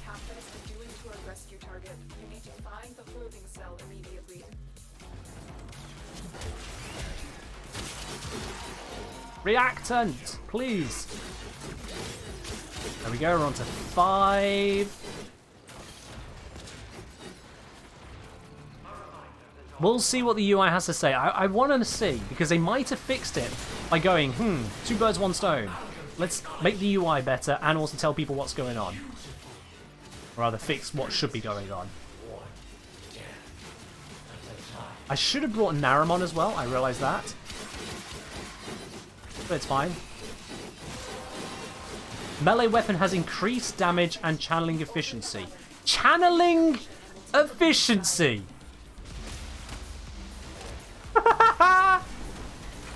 Oh no! DE! How long has it been since the melee rework?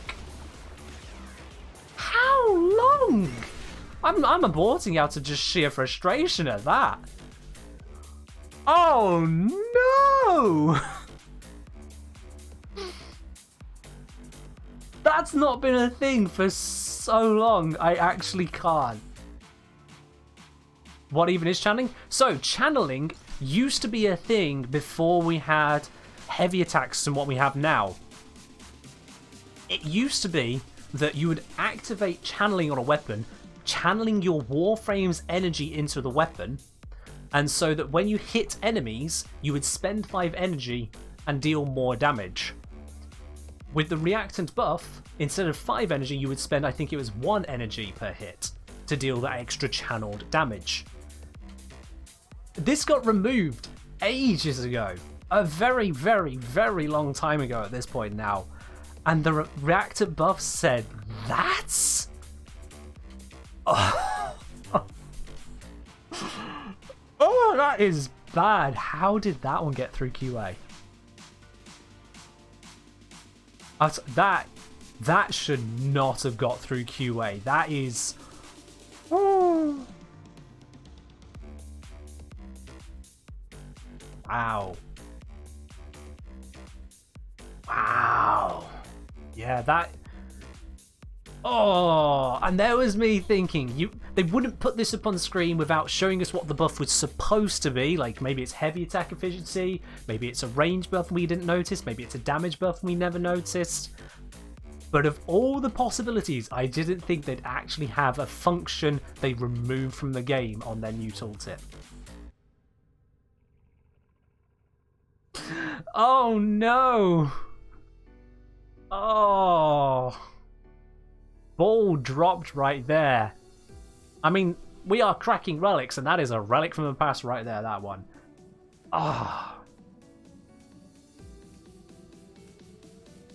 Yeah, Alchemicon, yeah. Until that gets fixed, noobs are going to see that and be like, what? Report bug? Oh, obviously I'm going to. Once this stream is over, you know I'm going to be reporting this. Ooh. Which do I prefer, Praedos or Inodem? I prefer the Praedos if I'm just mindlessly wailing through enemies. I prefer the Inodem if I am focusing on more key targets, especially because I prefer the finisher with it. So yeah, they have different use cases, Talscape. Alright, index investment screen has been refreshed. Okay, so yeah, that's a visual thing. Equinox's split form using duality augment mod will now retrieve ammo whilst active. I guess that makes up for the fact that it's also using ammo now whilst active. Oh, this is actually kind of a big one. Added a mechanism which permanently unlocks arbitration missions once you've completed all current mission nodes. Even if we add new mission nodes in the future, like the Zaraman, you will not lose access to arbitrations. Yes, Retrolink, it turns out that they never fixed Melee's buff, yeah. That's what that means to us. Either they never fixed it or they did a change, it broke, and then someone adding in this patch today didn't notice that they were adding in the wrong thing. One way or the other, it shows they aren't fully aware of the issue there. Someone really messed up on that one. But this is good. This is good, so you don't get someone who's unlocked arbitrations, does it for a bit, a patch comes out, and now they can't do it again. You don't get things taken away from you in that sense. That is good. And likewise, arbitrations, just like with the new Archon missions, the frame buff will give you health as well as strength, and you'll have 3 weapons with buffs rather than just 1, which is both good. Refresh timers to all UI screens, that's cool. Reduced number of Syndicate medallions required for Riven challenges, that's nice. Not huge, but it's nice. This is a big one. How many of you noticed this in the patch notes if you read it already? Made Eidolon Shards redeemable for 2,500 focus, and they can also be fed to the helmet. I noticed a couple people over on the Discord noticed this one. This is huge. Oh boy. So these used to have absolutely no function whatsoever. I think you ranked up with them once or used them in a couple constructs and then that's it, they were just useless. Now, I don't have a huge number of them because I've not done a bajillion Eidolons anyway. Or wherever you get these stupid things from. But even then, it's offering me 600,000 focus just sat waiting for me. If you do Eidolons, you're going to have oodles of these just lying around. And now they actually have a purpose, both for focus and over at the helmet system. Now let's see, are they a sentient resource or are they a separate resource? They're a sentient resource. Okay, so not as useful here. It'll serve as a reset or a soft reset on one of those if the helmet gets bored of a resource, but that's nowhere near as useful. Mostly it's the focusing. So yeah, Quills rank up in Paracesis, there it is. Thank you, Maximage. So now, beyond the Quills rank up in Paracesis, both one-off things, you now have actual farmable focus, a reason to have those shards. They're not just trash lying around wasting space. I hope no one deleted theirs. Less focus than they used to give? Tis? I don't think they ever gave focus. Unless you're mistaking it with the other ones, which are 40,000 and 25,000, or the synthetic ones, which I think were 5,000. These gave nothing. Unless there's some ancient bit of history where they used to give something that I've lost to the aeons of time. These used to just do nothing. Now they focus. Which is a very nice addition. Alright then. Yo! With 3 moths. Whoop, 3 moths. 3 months, all the same. Thank you very much, Tiz, for resubscribing with your Prime. Once again, you're onto that lovely silver badge. Thank you very much, Tiz. Ooh. Cheers indeed. 3 moths are flying. Did they shorten the delay before the Foreman starts recharging? I don't think they did, no. Let me grab a Foreman real quick, because it should say on the reload speed. Foreman, reload. Nope, still 1 second. Still 1 second before it starts to recharge. No change there. No change. Instead, they made it recharge more slowly. So the Foreman has been nerfed. To go from 0 to full takes 4 seconds instead of 3. And to go from full to empty takes 4 shots instead of 6. Which is a double nerf to the Foreman, unfortunately. Same damage, less application. Alright, what else we got cracking here? You can sell some blueprints for credits if you bought them Samaras for standing. I don't know who's in this situation. If you're in this situation, what? But hey, at least you can get them out of your foundry now. Yeah. Now, guys, I'm going to take personal credit for this one. I am taking absolute personal credit. At least partial personal credit for this one. Weapon effects brightness adjustments. The following weapons have had their explosion effects tweaked for teammates. The Cedo, the Bubonico, the Corvus Prime, and fixed some stacky explosion effects on the Ogress Nightwatch Napalm mod. A lot of people complain about this. I said it was more than just that one. Because, I mean, I'm not the one introducing how it gets changed to Hellscape. The thing is, I brought this up on my video about the AoE issues, and the very next stream after that video, we had someone from DE pop in here on their Warframe account and asking to see if they can get a demonstration of some of the problem weapons. Shout out to Quintus as well for joining in, who had an absolutely ridiculous arsenal of weapons. He wasn't the only person there. I forget everyone who was part of that one, but Quintus was my main guy to go to on that, because he knows how to cause a mess on screen, and he did just that. I think he brought out the Bubonico for demonstration purposes. So, credit here. This community right here, chat, is what has made this change better by bringing it to D's attention. We are having the impact, not just the whole Warframe community at large. This is our one. This is our success right here. So you were, Gidlix. Yes, so you were. So I'm very happy about that. That's us. That's our mark on history in Warframe, making it where we can finally see the game again. We did it. That's our contribution, and I'm quite happy with that contribution, if I do say so myself. Alright, just got some cosmetic key upgrade there, or change to match things. Thrown blade to thrown weapon. Some sound effects. Sound effects to Xmas when their overguard shields are depleted. You know what? Let's demo. Why not? Just so you guys can recognize that sound. You'll get used to it anyway, but I want you to be aware of it, because certainly if you're using crowd control abilities, it'll tell you the exact moment you can definitely use it. It'll trigger in your mind. That guy over there is now vulnerable to the damage that you want to throw onto him. The control you want to throw onto him. Maximize. That's our reward for having an impact. That's what that is. Alright, let's grab a Nox, because they have Overguard. That is in fact a thing. Let's set the level a little bit lower, because we don't want to be here for 20 years. So you see he's got Overguard at the moment. I'm going to temporarily pause the music. Oh, wrong button.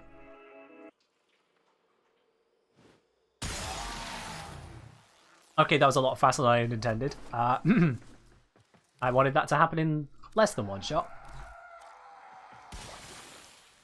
Alright, so, Overguard, totally the same guy, nothing happened.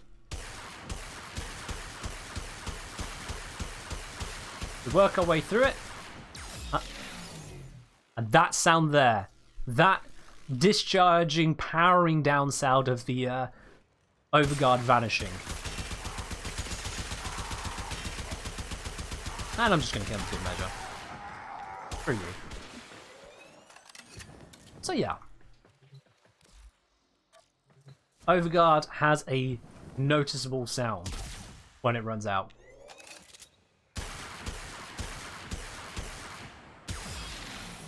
Like that one, right there. It's a little change, but I like visual and audio cues to help you understand what's actually going on around you. To let you know what's really coming through. So, that's real cool.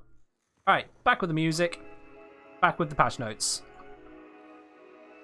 Right then. Explosion sounds cool, Vass. You're okay, cool. Change the enable voice option to be off by default. Did you even know there's voice chat in Warframe? I'm sure a lot of you had no idea voice chat was natively in PC Warframe, which Warframe overall. But now it's off by default rather than on by default. It's gone. I don't know if that's for the best or not, but I've always had it off. I've always just had it off. Felarks! We tried this out on the sorting. I wasn't that enthused with it. These changes were made thanks to community feedback that the Felarks was struggling compared to other Incarnate weapons in its class.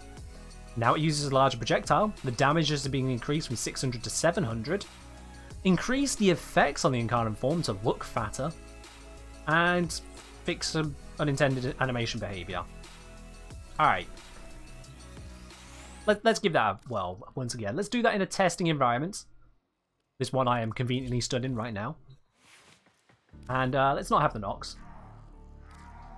Let's go once again for our Exo Gokstad officers, our nice, really tanky demonstration unit. It's 8 weeks of radiation, so that takes that out as well. Let's see. So,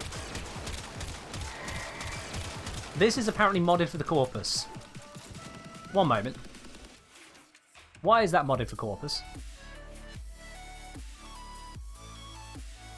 Do I have a non-Corpus build? Viral Hunter munitions, not fully built, but close enough. Yeah, let's go with it. Let's go with it.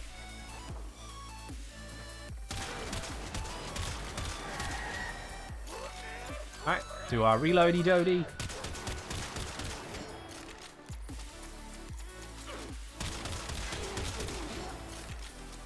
Now you can see the strength of the weapon. It's not crazy, but it gets the job done.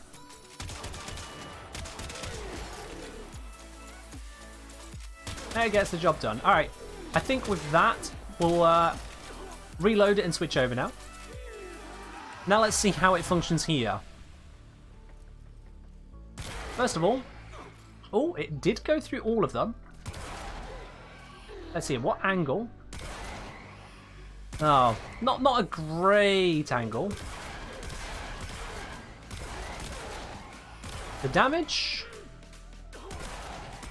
I'm feeling it. It's just, that is a tight angle. Look at that. I had my reticle at least slightly overlapping before it was hitting. What about range? Have we got unlimited range? We have got unlimited range at least, so it does make it easier to land the shots. That does seem better. That does seem better. The width of the projectile has helped it, but I'm still not overly enthused compared to the other Incarnate weapons. We finish off this one here. Okay, cool. There we are. Well, that's that one done. Now let's late a bit, shall we? Let's do the latent thing and see what happens there. Oh no, wrong one. My bad. Charged up. Fast conversion.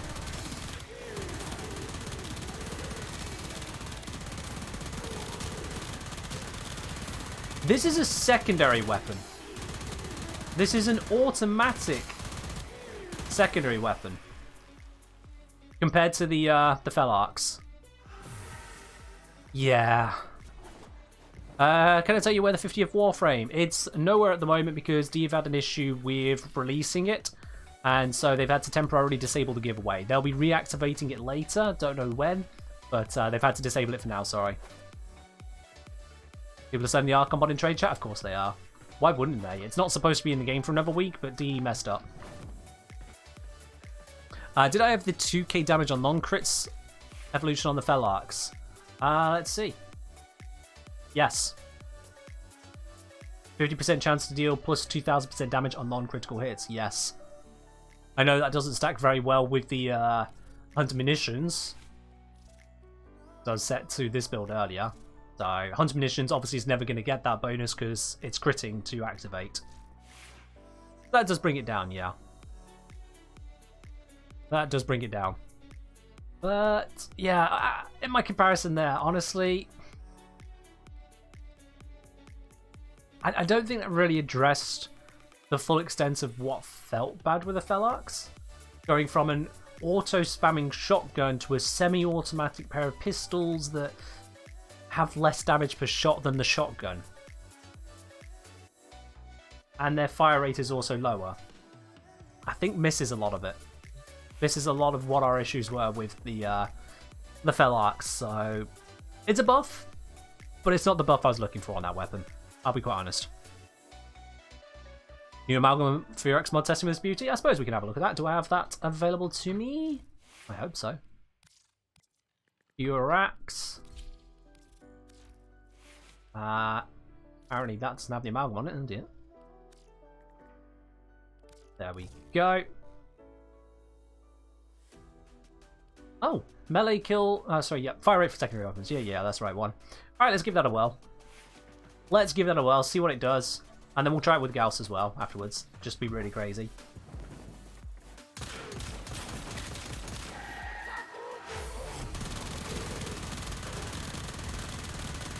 So, I heard you wanted to use up literally all the bullets in a continuous blue stream.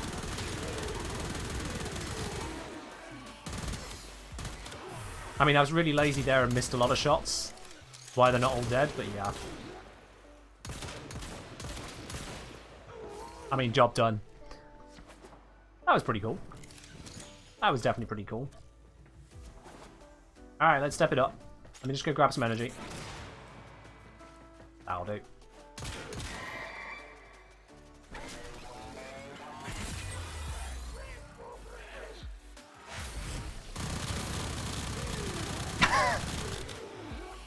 Okay. That works. Oh, now I can share it thanks Twitch. Woo! Hey, Zom, you can share now. Awesome. And thank you very much for resubscribing for 8 months. Zom, cheers. Thank you very much on that. Oh. Awesome stuff. Hey, don't worry about it, Snore. It's all good. Alright. Anyone know what time I mentioned the Foreman? Can go find it? Yeah, let me help you out, dude. Let me help you out on the Foreman. Very quickly, instead of it being 6 shots on the semi mode, it's now 4 shots because it takes 15 per shot. And the recharge, instead of it being a 1 second delay and 2 seconds to charge from 0, it's now 1 second delay and 3 seconds to charge from 0. So you get 4 shots and then 4 seconds recharge instead of 6 shots and 3 seconds recharge. Massive nerf to the Foreman there. Massive. It's still a strong weapon, but it's not anywhere near as spammy. Nowhere near. Did they fix primary arcane / galvanized mod stacking? Haven't even got around to that. There's not been a patch note about it. I haven't got around to testing the infinite possibilities of stuff that's not mentioned in the patch notes, no. It's not in here. Let's see, what else we got? Skip past the Felarx, which really did not get the improvements it needed. Oh, this is a good one. Mining vendors in open worlds now carry a relic pack that can be purchased from their offerings. Basically, you can buy a relic pack for 20,000 standing from any of the 3 mining open world vendors. So you've got Oldman Sumbat, I think it is, over on Cetus. You've got... Oh, what's his name? I forget the name of the miner over in Fortuna. And then you've got Otak, I want to say. Yeah, I think it's Otak over in the Necross. We've just had people say Smokefinger and business. Well, one of you is correct. Maybe. But, yeah, basically you can go purchase relic packs. So your open world standing, if you just got oodles of it lying around now, isn't just going to waste. You've got this here. It's great. Just also means you've got another way of stacking up relic packs for when a new Prime comes out too. So, you know, that's a thing you can do. Very nice.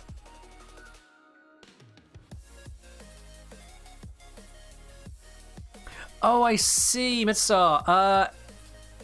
Right, I understand what you're asking about now. You're not asking about stacking primary arcane with galvanized mods. You're meaning the stack decay bug. Yes, that has been fixed, or should have been fixed on consoles with this update. Yes, I don't have console to test that on, but it should have been fixed this update. Yes. Sorry, I misunderstood what you were asking there when you put the two together with a slash, rather than just stack decay bug. Yeah. Mr. Wukong Nerfs, can the twin still spam the Foreman? I mean, it can. It's going to use up your resources. I think it has its own magazine, though, so basically it just should be able to use it. Let's spam it, I wonder, actually. You know what? That's a good question. That's a good question. Let's bring out the Foreman. Let's bring it out. What? If I switch to my melee... Oh! Look at that! He's got a recharge. He reloaded the Foreman.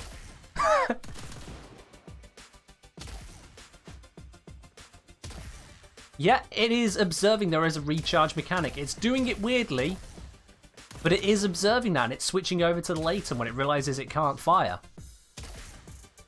Ooh, okay, let's test that further. Let's test that further. Is it affecting my own gun? Not affecting my own gun. That's good. So it's not using my magazine, but it would be using my max ammo if he had max ammo to use. And yeah, when the clone realizes that it's not got any ammo to work with, it will try to switch weapon until it can go back. So it'll switch to your secondary, and if your secondary runs out of ammo, it will switch to your melee. And because, of course, like the clone showed there, we've got faster swapping now. If I go to my Latum again, if I go bop, bop, bop, bop, switch, and you can see the speed of the switch there. Bop, bop, bop, bop. Quick reload on that. Quick reload. Switch. Bop, bop, bop, bop. I know I'm not hitting from here, it's demonstrative. Yeah, no, the clone recharging is not going to recharge your Foreman, no. Yes, they've nerfed the Foreman quite significantly. Not in damage, but in terms of number of shots per magazine when using the semi mode and in how long it takes to recharge. But still, the swap speed is pretty cool. That is a pretty quick swap speed now.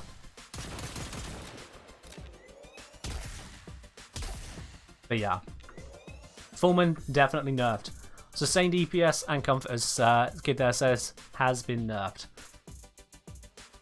Also, interesting username you got there, because your username is actually relevant to one of the patch notes, my dude. We'll get to that. We'll get to that. Alright then, let's see what else we got going on in here. Searching an arsenal prioritizes item name over description. Okay. Not important, not important to us, not important here. Controller? This is the PC updates. Who's using a controller on PC? What mad lad is doing that to themselves? Yeah, not important. I haven't tested the Revenant Mesmer skin buffers yet. It's pretty self-explanatory, so unless there's a bug with it, there's nothing really I need to test there, to be honest. This is kind of funny. Updated the description of the following melee abilities to indicate they scale with the mods on your melee weapon, as well as your current melee combo. Basically acknowledging that these three abilities, for the longest time, have all used stat sticks and not made any in-game mention about it. And we still have stat sticks.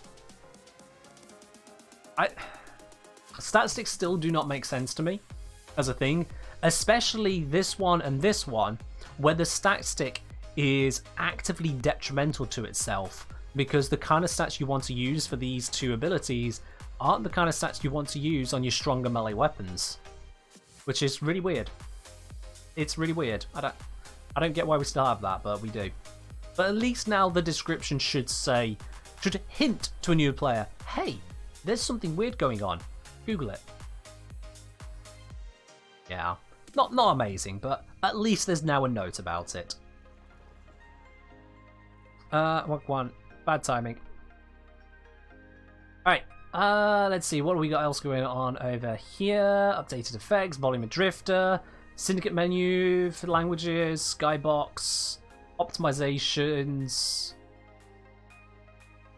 Oh, I almost missed this note, almost glossed over it. Weapon descriptions are now left aligned, making big moves here. Bet you didn't see that one coming down, did you? I'm gonna have to mute that channel. Yeah, not a big thing, but yeah, they had to put it in there. Fixes.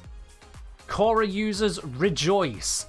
Fixed Korra's Whipclaw passing through enemies at 2 to 9 meters range. Basically, anyone using Korra's Whipclaw within close range, you probably noticed that it was just failing to hit enemies correctly. You had to aim at the floor. Fixed. No longer an issue. That has been sorted, so that is good. Most of the rest of this is kind of not really all that interesting or important. Some fixes, things like Xenrix in a Might, to Razorflies just being a bit weird. Fix Excalibur randomly deactivating Exalted Blade when playing as Operator, so that's cool. Although we tested him and he just kind of stood there holding the sword. Not as cool. But hey, I never liked Umbra anyway, so what do I care?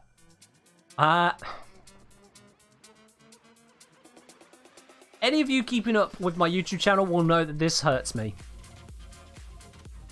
It wasn't even 2 months ago I put out the videos showing, hey look, you can specifically build for this one cool interaction.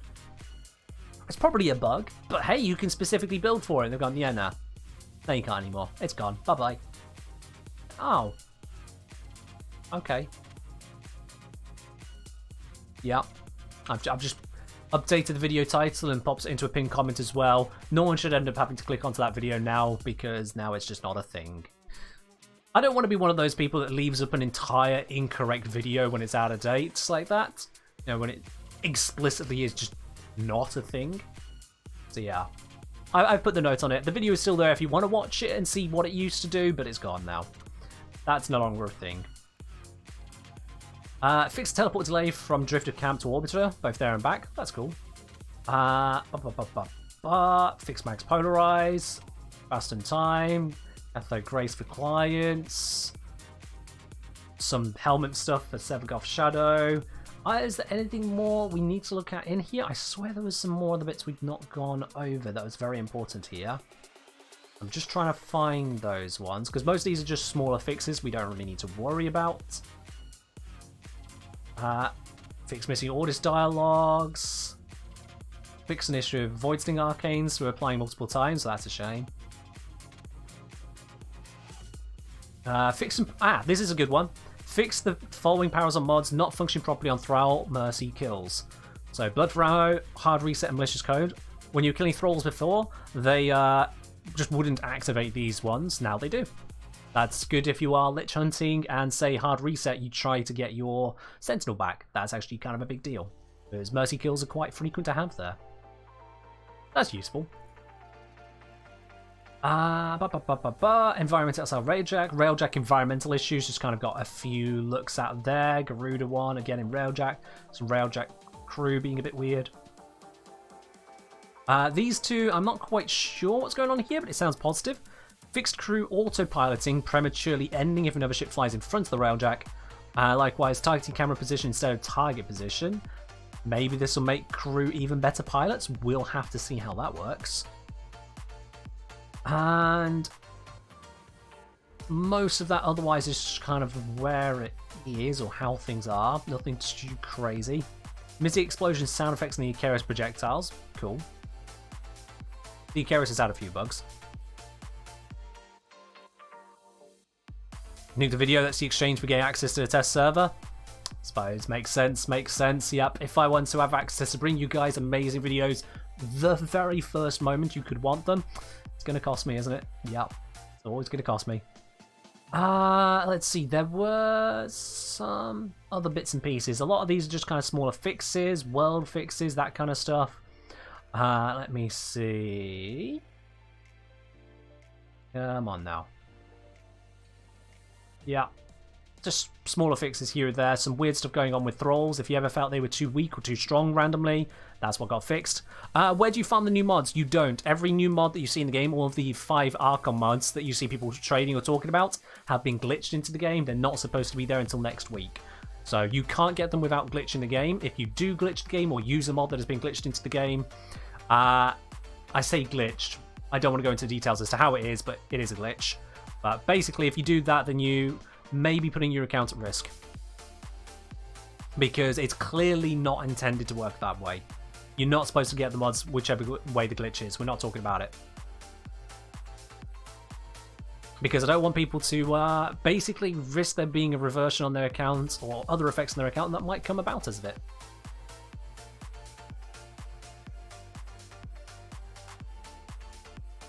So if you want to look into it yourself and try to use it, sure, go ahead, but understand that, hey, you might have repercussions for your account for doing something and intentionally doing something which you can quite clearly tell is not intended.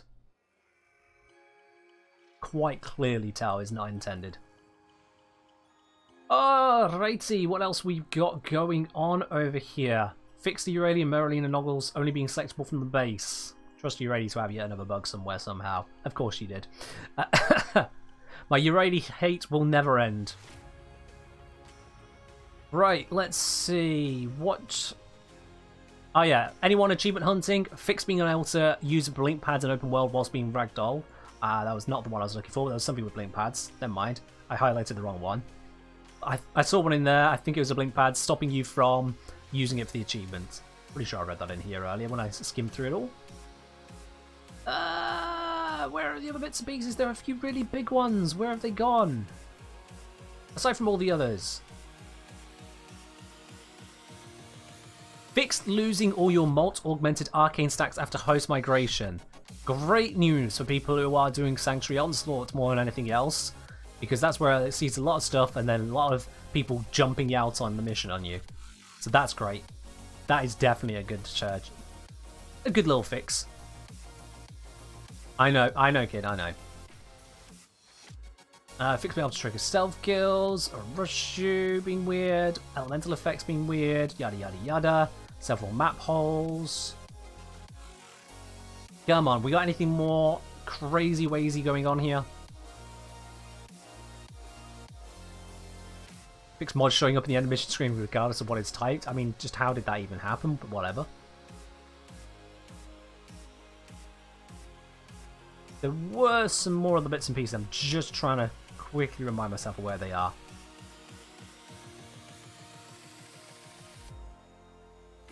Nope. I am mostly missing these, it seems.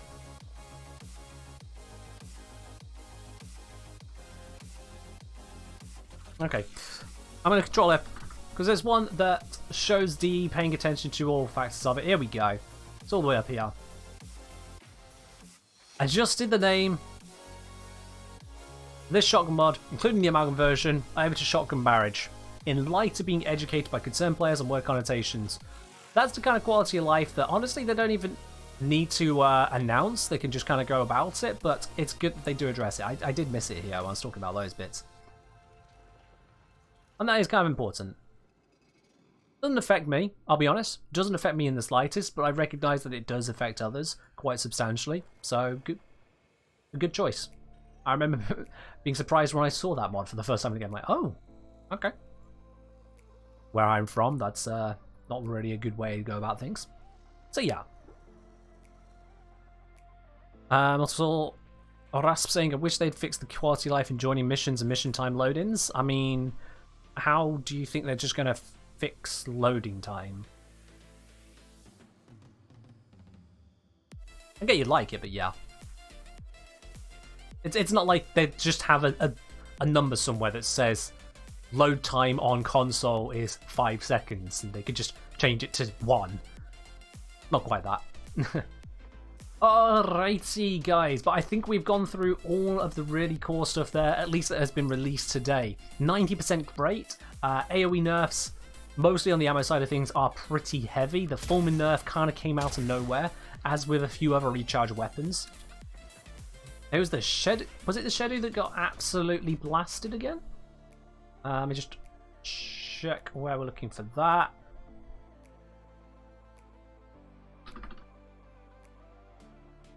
Yeah, it's the Shadow that got absolutely blasted. And I think I have one. I do. So this used to recharge very quickly. And now it doesn't. Now it most definitely does not. I was just like, okay, that's a thing. Sure. Yeah.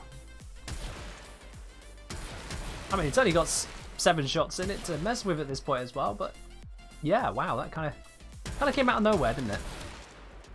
Kind of came out of nowhere. Oh, righty-tighty-tighty-tighty. That is all of the patch notes. That took longer to get through than I expected, to be quite honest with you. That did take longer to get through, and I've still got the quest to do. So I think it's about time we do that. I think it's about time that we have a look at that quest. So let's get rid of that one. Let's grab the Amprex, which actually didn't seem to get nerfed, which is great news for us. I'm going to bring the Laser Beam, which also just seems to be perfectly fine. We'll bring Glaive Prime, because why not Glaive Prime? And let's, I don't know. Let's bring that one there. I mean, yeah, good licks. That bit would be nice to get fixed, but yeah. It's again not like something they can just untick or tick a box and that's it, sorted. It'd be nice to have them fixed, but there's been a lot of stuff they've clearly worked on. We've also noticed some bits they've missed, and I'm going to be raising that with DE, sending it along to my contact there, and hope it gets passed along to the right department soon enough. Cheers, Striker. Prime Formulation got hit pretty hard. I mean, it got hit about as hard as I expected, to be quite honest. About as hard as I expected. Oh, righty. Now, I know that the one had requested Sarin Prime, but I'm just seeing Sarin Prime. It doesn't really feel focused on, hey, this would be a great choice for the quest, rather, hey, here's a frame I really like. I'm going to reject that one for now because we're going to a quest, not just dicking around on a mission. Well, Kid, seeing as they're not meant to be in the game yet, I don't actually have any of them to test with to see how it really feels. Alright, let's do this. You start next for the quest? Mine's not ranked up yet, despite the fact I had one ranked in the video. I realise I should probably switch the in-game music for the quest. I should have done that. As soon as I get control out of a cutscene, I'm going to do that.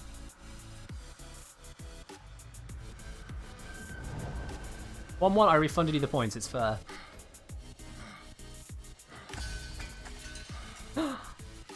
He got the veil off himself.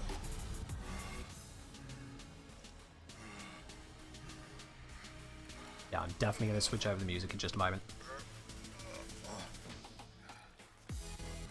Alright, good licks, you take care. And the reveal we all saw coming, it's Carl!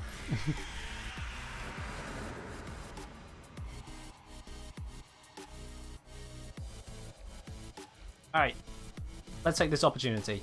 Options of game music, pause, in-game music on. Let's go. Tenno. Nora Knight keeps saying Narmer isn't dead. Oh, she listens to Nora as well. Is at the top. All she knows is a name. Hazul. Hazul. Well, guess what, Tenno? I have a lead.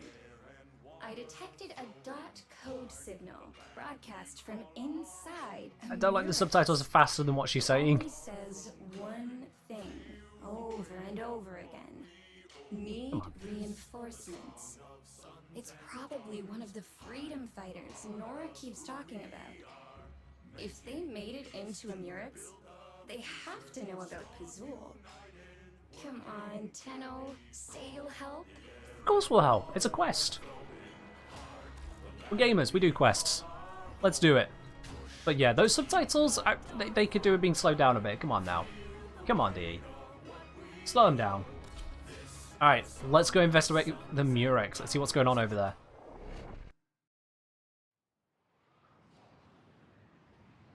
No, I see me do the Archon Hunt. We'll probably have to do the Archon Hunt proper on Sunday rather than today. Just looking at time-wise already. Whoa, the inside of a Murex. Organic scaffolds, node-based circulation. But Oh, on and a mod. scale, Oh, I didn't never equip thought my possible. Sentinel, and apparently I can't pick up this The mod. Medusa network means I'm scanner blind in here. Knock it out, and I'll pinpoint the location Nope. of our messenger. This mod's just not allowed? Okay. I really should have remembered my Sentinel. That was dumb. Oh well. When Ballis and Narmer struck the system, I was ready to do something. Maybe mods were just not meant to drop in this mission, No. this quest. The family said we had to guard the heart of Deimos. I spent the entire You have war issue picking up laying mods too? low Okay, at least it's not just because me, but yeah. listening to Noranite talk about those brave few fighters were Oh, out there. not this way, doing apparently.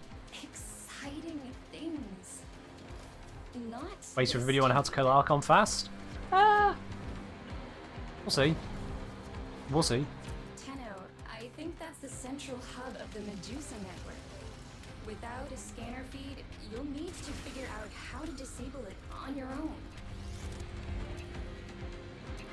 Oh, I need to disrupt all the energy nodes.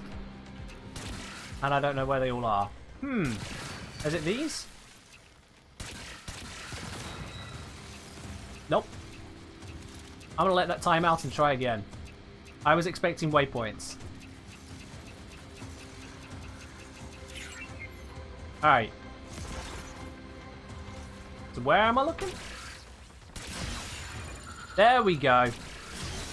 I missed the trail.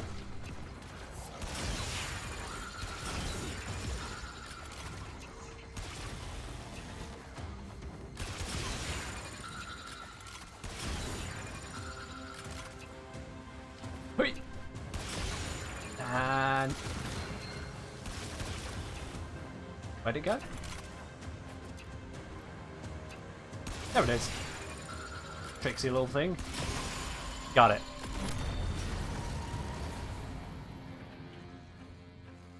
Okay. That's it. Triangulating distress beacon. There. The signal originates from the other side of the Murex. Of course I it hope does. they're not too frightened to talk. Fast procs. Let's have a look. Hasuken, it's currently broken at the moment. D had to turn it off. It'll be coming back at some point soon, but Be afraid. no Styrax giveaway at the moment due to a Here bug. to- Call not afraid. Call need brothers. Queen said, blue girl? That rat? That rat? Really? I can't believe I expected to find out who Pazul is. Ugh, I'm an idiot. Call no Pazul. Excuse me? Call need gun. Find call gun. Call tell about Pazul. A guy that does work for guns. That sounds like us, yeah. Of course.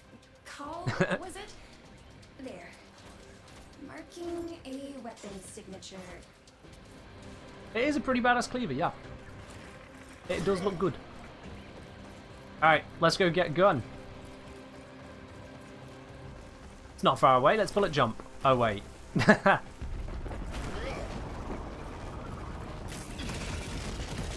Oh, okay, thank you, Warframe. Good to know. Good to know.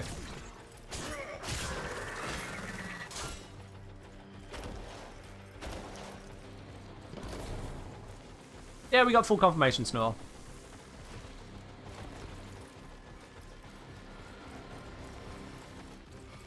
Alright. All the way over here to the weapon. Didn't mean to press that, but sure.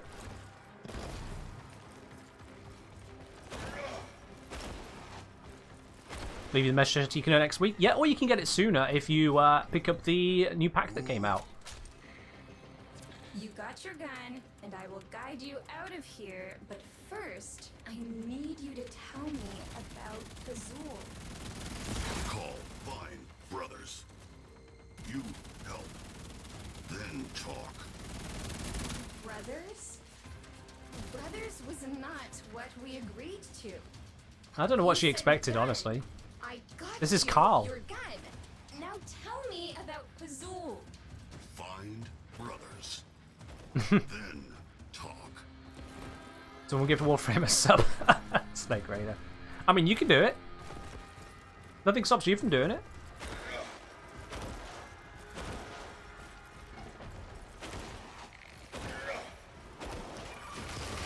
Oh, hello.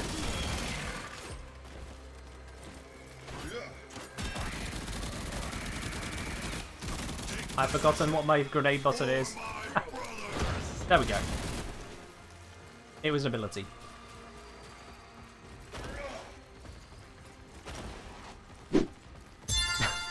Snort. Whoa, Snore. Gifting not just a sub, but a tier 3 sub over to Warframe channel. I mean, fair enough, my dude. Thank you very, very much for that. Oh.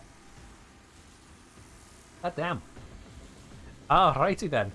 Warframe, once again resubscribe to the channel via gift. The Filter Brothers locked-in is entangled with complex restraints. Get that close? waypoint off me. It's... I'll use your signal to target a dissipation beam. Call know what to do. Goodbye, horrible thing. And now we will save our brothers. Oh dear. Call feel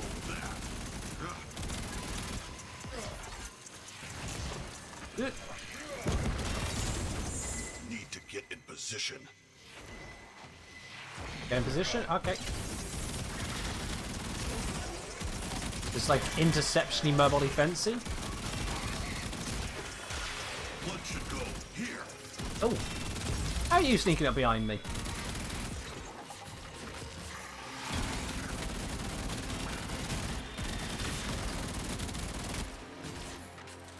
Reload. Take you out.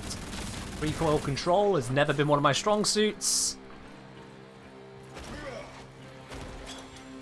Snor's always been a legend on that regard, yeah. He's got you covered. Wake up. Call give orders now. This is ROG 417. A blockage? Not even a brutish Grenier fist can punch through that. Think. Blue girl, stop think. Call see Rog has bomb. Oh, well, that works. Command ROG to blow up debris. By marking it, yeah? Command mode. Oh, okay. There we go. That's cool. I did think just intuitively mark it. That works.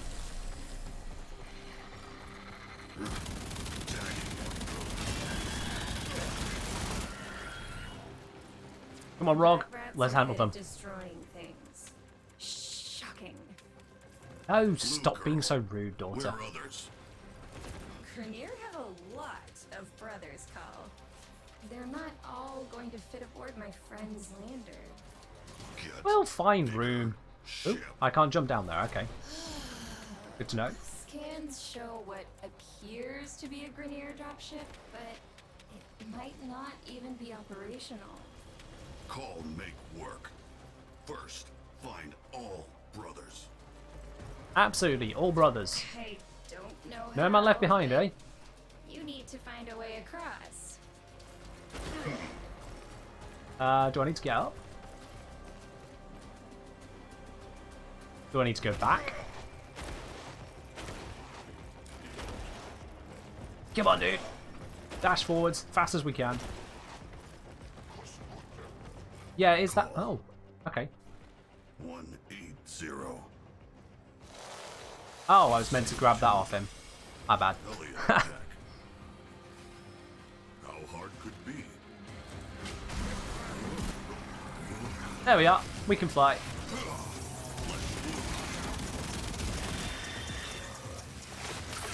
Give ourselves a bit of defense.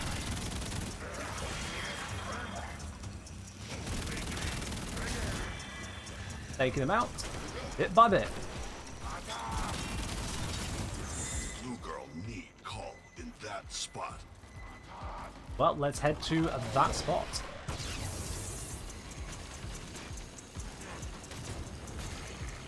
There we are. ROG's on his way down, and I have a machine gun. Just a little bit longer. Almost soft-locked myself. It felt like I was beginning to mess myself up, wasn't it? Yeah. Whoops. It was me just trying to explore.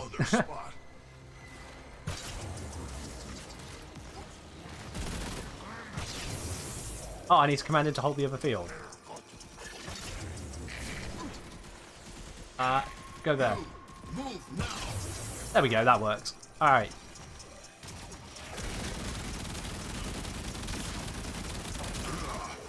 Yeah, my recall control is still bad. I'll get used to it.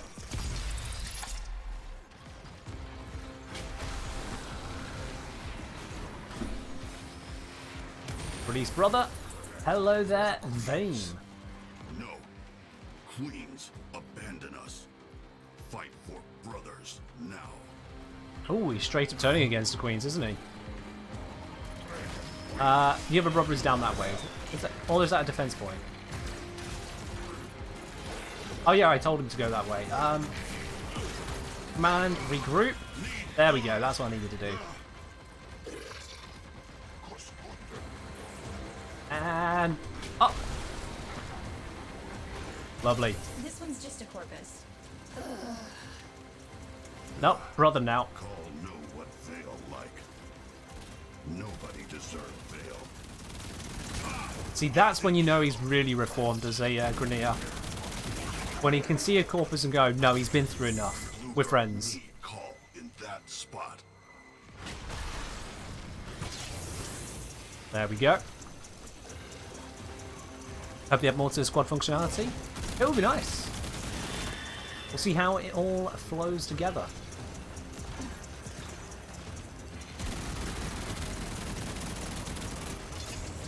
Call need to be in 2 places. There we go. One down. Get through here.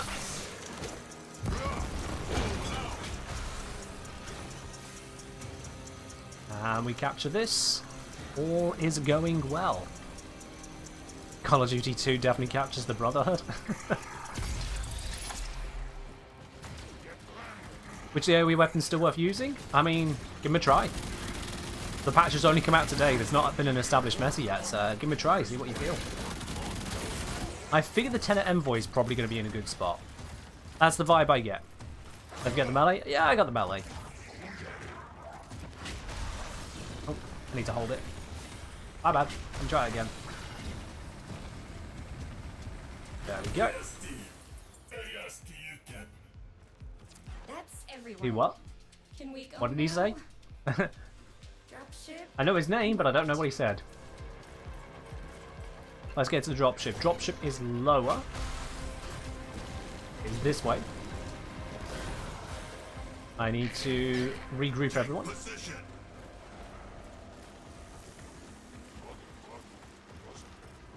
That should be bringing everyone. Yep, and...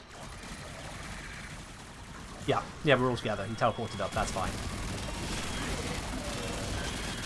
Take them all out.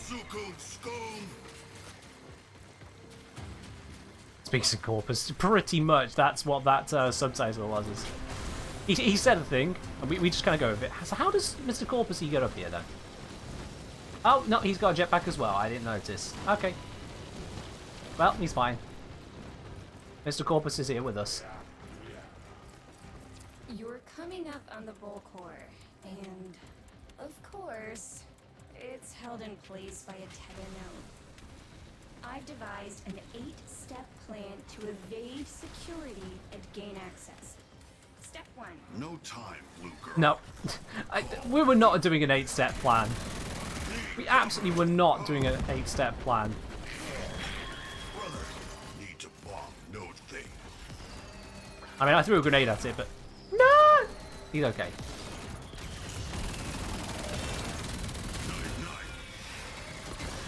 Did he bomb it? Alright, we need to bomb the other node things, right?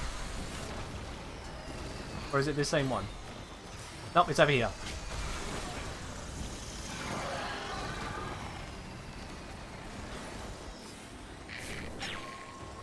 Next one, get the bombs going. Hey, no, he's dying. No, no, no. I just got here. You are not dying just yet. Not happening. Oh, we got red text, guys. Hotfix inbound. Hotfix inbound.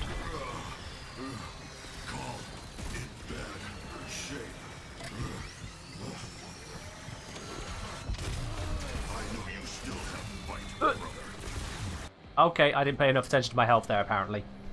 My bad. You're coming up My bad. cord, and Hey, mates. Yeah, I do stream Twitch, obviously, yeah. it's Welcome held in. place by a tether node. Alright, so got to pay a little bit more attention. That got a bit spicier than I expected. To evade security and gain access. Step 1. No time, Blue Girl. Call. There we are. Command for that one to be attacked. Whilst they're doing that, now I know where I'm going. I'm going to get working on going this way. Need to bomb node thing. As soon as the first one explodes, I'll command them to go for this one. They've just done it.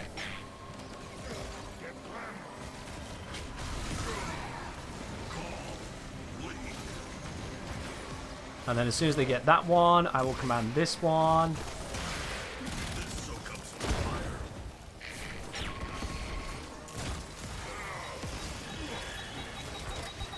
Revive! Revive! He's good. Need your help. He's good. Shoot node thing. Why shoot it when I can grenade it? We fight for no queens.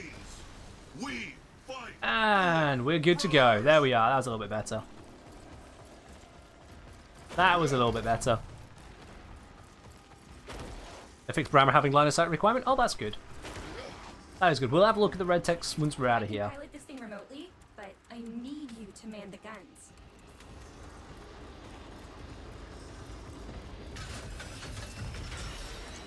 That tether node still has a grip on you. Take it out. Friends? Did they all come on board? I feel like I've left someone behind. Make any more stops and you risk everyone you already saved. And you still haven't told me about Gazul. Blue Girl have brother? Would she leave him to die? Potentially. She would have in the past. You're loyal. I'll give you that. Come on. Come on. Plotting a course to the Take them out. second armor holding facility. Hold on tight. I can feel the difficulty on turning this gun. But we're handling. Hull integrity Why is didn't they come with dropping. us? Honestly, no idea, Ed.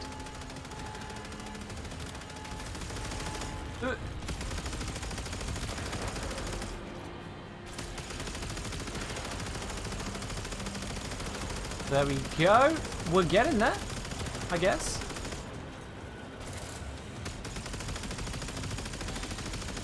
Losing control. I'm doing everything I can.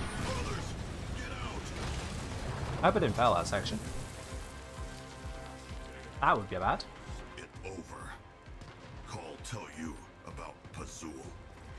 Oh Not no. now, Call. I'll see if there's another way to get you. Oh and my, your okay, brothers well. out of here. Now we're just walking holding this.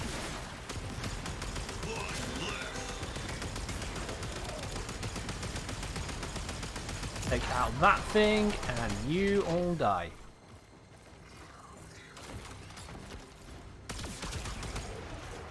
Yep, that works. Do a Tito? Cheers.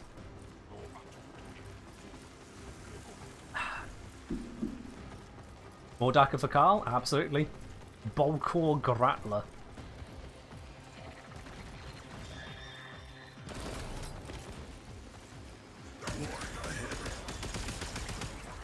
They go pretty, pop pretty easily with this, yeah. Can't go full Rambo. Just a tad.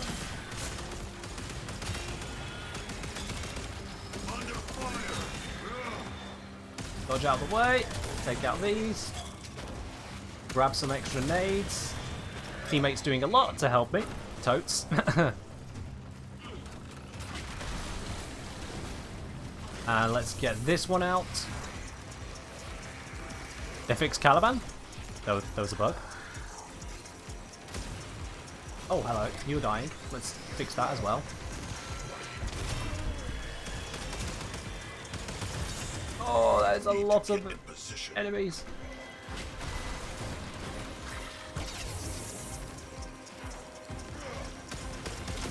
I mean, I figured you meant in the hotfix, yeah. I just wasn't aware there was an issue.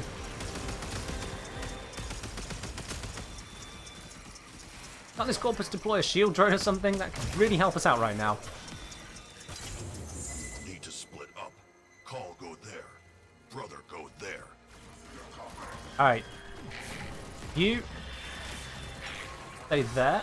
I will go to the other one.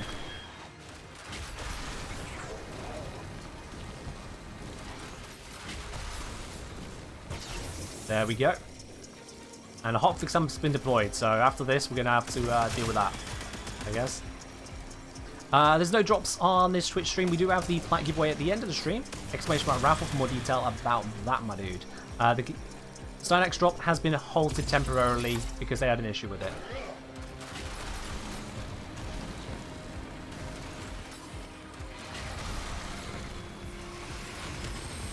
There we go, another person in the squad. Killing time. Let's just quickly regroup everyone. There we go. Hotfix is turning Stynex back on. Awesome.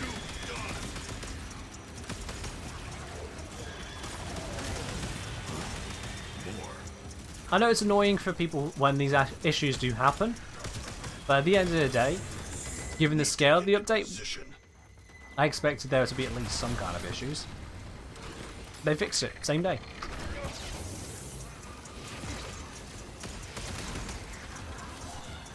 Gorilla, you say... remember when all factions used to speak their own language? We just rescued the Corpus, and I had no idea what that Corpus just said to us as we rescued him, so... yeah, it still exists, it's still a thing. Need to split up. Call go there. Brother go there. Go. Armor not full. Use jetpack to give us a bit more mobility. Beautiful.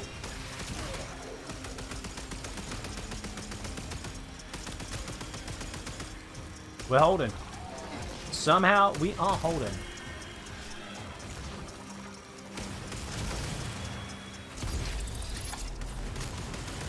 Yeah, probably Berserker, but you know, we still don't know what he said at the point. Check Q&A chatting game? I'll pass on that, thanks. We're doing other stuff right now.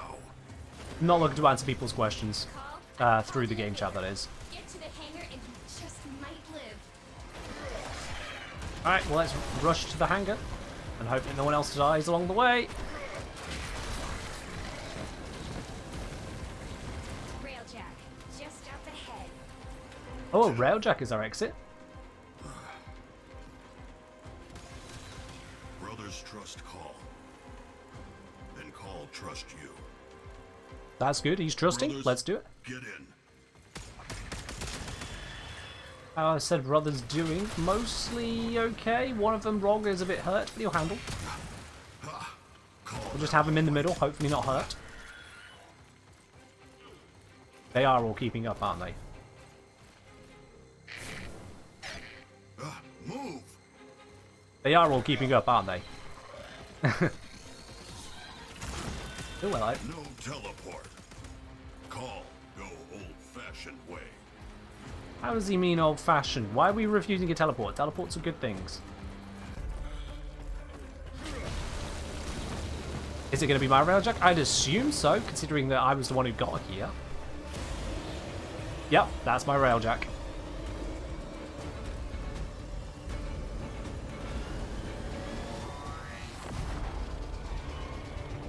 And that appeared to be someone we half recognise.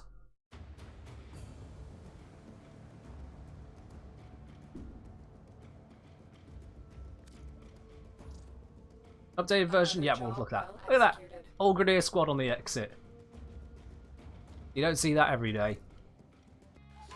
Call, this is Blue Girl. Blue girl. Trying to get you all set up. Tenno is friend. Hey, that's Tell good. Blue Girl about Pazul. Body is dead worm. Dead worm. Like animal. Dead worm. Is that all? What more to know? Want kill Pazul? Dead worm. Find brothers. Which worm? Veils. Kill Which worm? Call do. Fine, I'm in. We'll get more done working together. Face it, that rat. You need me. If Narmer make veils, call in Blue Girl. Break them. At least Carl's sensible about this. See, that's what I was thinking of Zerko, but we killed her a long time ago. And the other one should still be alive. Alright, let's quickly speak to Carl. Oh, it feels good to be able to bullet jump again. Oh. And then I get stuck on a rock, but sure. Who helped Grineer today? Not Queens, not Vahek. Only Tenno and Blue Girl help brothers. Yep. Other Yep, brothers it's us. still have Veil. Call break Veils. Call help them. Like you help Call. Call Orbiter music I have is actually very fitting for this kind of vibe he's giving off. not Queens, not Vahek. Tenno Okay, you said this bit, and mate. Blue Girl help brothers. You Other said this. brothers still have Veil. You said that as well. Break. This camp little, but soon it get big. You see. Call not afraid. And now, Call not alone. Okay. And that's the quest complete. That is quest complete. So, yeah, there we go. BEA Beautiful. That is a lot bigger than I remember them being. That is a lot bigger than I remember these things being normally. Yeah, it's probably going to get fixed in the same hotfix we've just seen down low. Let's have a quick look at what that hotfix is all talking about. Re-enabling the Stynax inbox message. So those of you who have not got Stynax yet, this hotfix is giving you that. Hotfix also fixes the Kuva Brahma having line of sight checks on AoE beyond 4 meters. Ah, so that's what it was 4 meters. Right. Okay, they must have been testing that and then just left it into the dev version. Not great, but it happened. They fixed it. Fixed being unable to purchase Rivens from Cephalon, Samaris, or Paladino if you're at max slot capacity. So that should now give you the correct stuff. That's good. And let's see. Fixed mobile defense target and other friendly NPCs getting scaled stats per squad member. Ah, whoops, yep, they let that one slip through. And yeah, that's the main bits they're saying in the hotfix there. We can have a look at the other details, but honestly, I think this is a good place for us to wrap it up for today. If you are having any further issues with getting hold of Stynax, as we've seen, there's already been issues, so, you know, give it some time. Worst comes to worst, you get it tomorrow or something, I don't know. And I understand it's frustrating you wanted to get your hands on Stynax straight away today, but unfortunately, these kind of things do happen. So if you do have issues with it, you know where to use Twitter feed is. If you really want to raise it somewhere, raise it with the forums, things to that effect. Otherwise, just give it a moment. Think I'd like the customization? We can have a look at that another time, honestly. We can have a look at that another time. Again, I'm not a very fashionista person. I don't focus on that a huge amount of the stuff.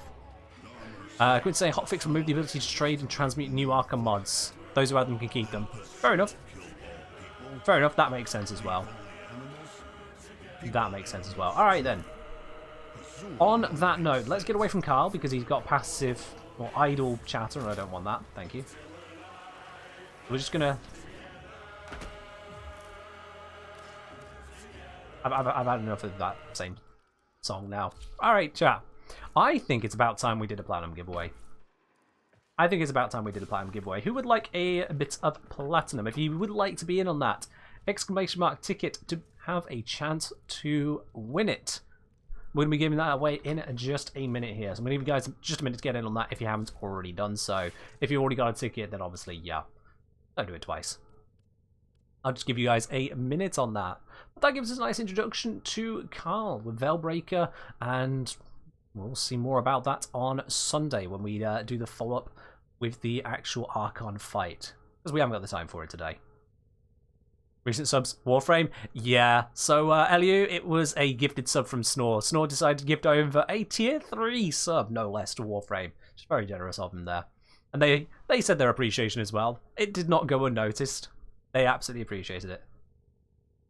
Alrighty. I think that's about the time. If you haven't grabbed the ticket yet, you've had hours. It's It is in the stream title, right? Raffle? Yep, it's in the stream title. There's a raffle, so if you missed it, you missed it, frankly, at that point. So let's see. The winner today of the Platinum Raffle is indeed going to be Xavius. Xavius with the double V, of course. Cannot miss that double V there. Congratulations, Xavius. We'll be contacting you here on Twitch in just a couple minutes to get a hold of your Warframe username and platform, and we'll get that sent on over to you, my dude. Congratulations on that one there. But for everyone else, thank you very much for joining in. If you haven't already checked it out, make sure you check out my Stynex guide, which has gone live up on YouTube at the same time the update has dropped. Check it out, because I put a bit of research into that one. It took more than a few hours to get everything together and really hammer home the details to make sure those builds work as advised for you guys, really. But now, let's see. Who are we going to raid on over to today, guys? Who are we going to raid on over to? Obviously, we've always got to raid on over to someone new at the end of the stream, but I don't know where we're going to go today. Haven't had a look yet. I mean, I'm open to suggestions unless we see one otherwise. We can see that Brozyme is streaming. We've got Nightmare Frame is streaming. We've got Gamer King. I think that is Gamer King. I don't know how I'm supposed to pronounce that. Gaz, Moxie, Neoness, Kirahim, I should say. As Invasions. Where do we want to go today, guys? Someone with drops. Oh, are there drops going around? Are there drops going around? Okay. So who's got the drops? You say someone with drops? I don't know who is that who. Are doing some more Among Us in the future? Not really known as Urko. Not really.